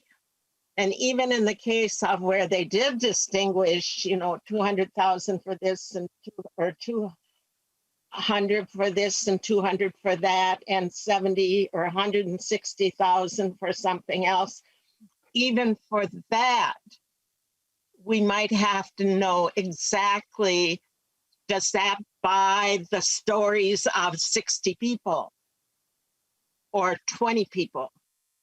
Or if we're helping the artists, if we're spending money to help a cultural experience with various artists,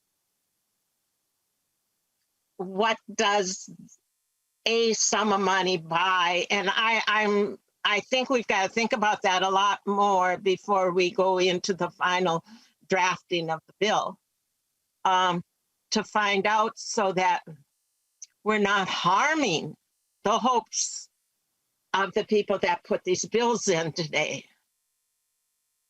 and that we're making wise decisions on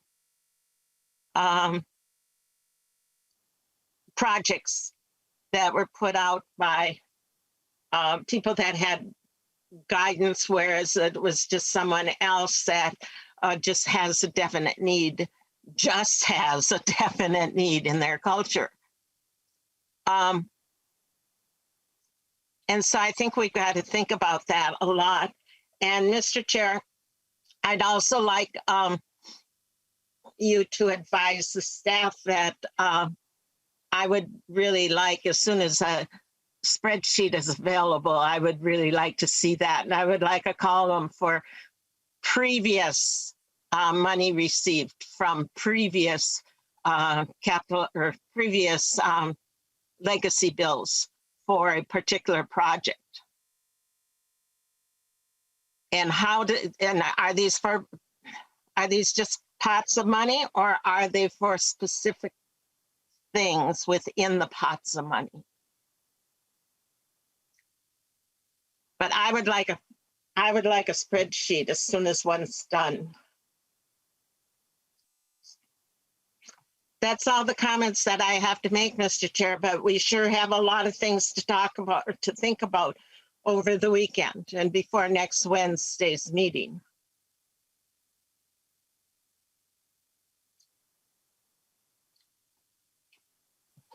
Thank you, Chair Murphy. This has been the ongoing discussion. Every year that I've been honored to serve on this committee, it just, how we're going to put it together in the end. And it's definitely not an easy process, and it's the asks are large, as you mentioned, and I certainly don't want to over raise expectations. I tried to tamper down some of that with members. Some of the members, felt it was important to reach to the stars, and I can't say that that's wrong. It just no, but it makes it difficult to put a realistic bill at the end. But no, I've heard you. We'll get the budget information as we can to you as soon as possible. We're working on that, and again, our staff is we've been so blessed with nonpartisan staff and our partisan staff on both sides of the aisle, and we plan to work together to put together something that works. So thank you. And Mr. Chair, there was one more question I forgot. I just saw now. Representative Wolgamott said he wanted so much of the appropriation 1 year and only 80,000 or something the second year. Could somebody, one of the staff people, clarify that for me, please? Thank you, Representative Murphy. I'm sure the staff that's on has heard the question, and they'll respond, or Representative Wolgamott certainly will get that that's important to you to hear, and I'm curious myself. It was in his last bill, the last bill he presented. Yes, on the Children's Museum. Thank you, Representative Murphy. That was it. Yeah. Representative Green. Can we do that? Can we split it that way? Quite honestly, Chair Murphy, we can try to, write things as, to fit the needs. Whether we'll be able to do that, or that it, achieves the goal for them and for us that we want to hit. So. Thank you, Mr. Chair. Thank you, Representative Murphy. Sorry, Representative Green. No, you don't have to be sorry. And Representative Murphy certainly doesn't have to be sorry, Mr. Chair, because she made my little talk at the end way shorter. Because what she brought up was exactly what I was going to bring up too, and I do hope that we can get the spreadsheets from previous years to the whole committees, or the whole committee, all the committee members. But as you know that I've always had problem with the legacy as far as not being able to see the projects before they're funded, and it's difficult, especially now, to go back and try to look those up afterwards and see what the money went for. And so I appreciate the testifiers today, and as many as you had, and congratulations for getting through this in the time that you did. But I appreciate those who came forth with specific asks, and I think that's important, because there's a lot of vagueness out there as far as how the money's going to be spent, and so we don't ever know what we get until after it's been spent. But for those testifiers who were vague, I would encourage them to not be that way. I mean, we've dealt with this in the past where we've gotten very controversial projects funded, and I'm not going to go into them, but Representative Bull brought up a really good example today of what, and the answer that he got, I believe, was very vague back. And so I'm hoping that as we move forward, as you move forward, Mr. Chair, take all these things into consideration as this bill goes together. I know that there's plenty of asks out there that are very worthwhile projects, and it's a big responsibility to have to put that together and then to say to people, you don't make the cut, but that's what we're here for. And I would like you just to express to you that the Republican Party and the people on my side would be more than happy to sit with you as you put the bill together and bring something forward. So thank you. Thank you, Representative Green, and thank you for your offer of teaming up, and I appreciate that. And I've heard you. I don't expect a call. I mean, don't be surprised if you get a call this weekend, sir. So with that, any other member questions? I don't see any. I'd like to thank all the members for sticking with us. We've had good participation today, and again, all the testifiers. And thank you for my team for working with the presenters and the members that presented bills, and then obviously the testifiers that presented. We don't have, in a nonpartisan, of course. Thank you for all your work. And so this bill is the whole bill. We've heard different pieces. It's all going to start coming together quite quickly. And, you know, the session's coming faster to an end than we realize. And hopefully we can put together a bill that works well for Minnesota. We're a little bit lucky that sales tax has been on the positive, even with some of what we've seen on COVID. So that does help cover some of the problems that we might see if we were maybe facing a deficit or something like that, or reduction in sales tax. But again, I want to thank all the members and on both sides of the aisle. And again, thank you for your input. And you know, we're quite lucky as a state to have this opportunity. And I did hear a lot of things that make me feel better about Minnesota, a lot of hope out there, and especially that young girl. And but with that, I hope everybody has a good weekend, and thank you for being here today. Thank you, everyone. We're adjourned.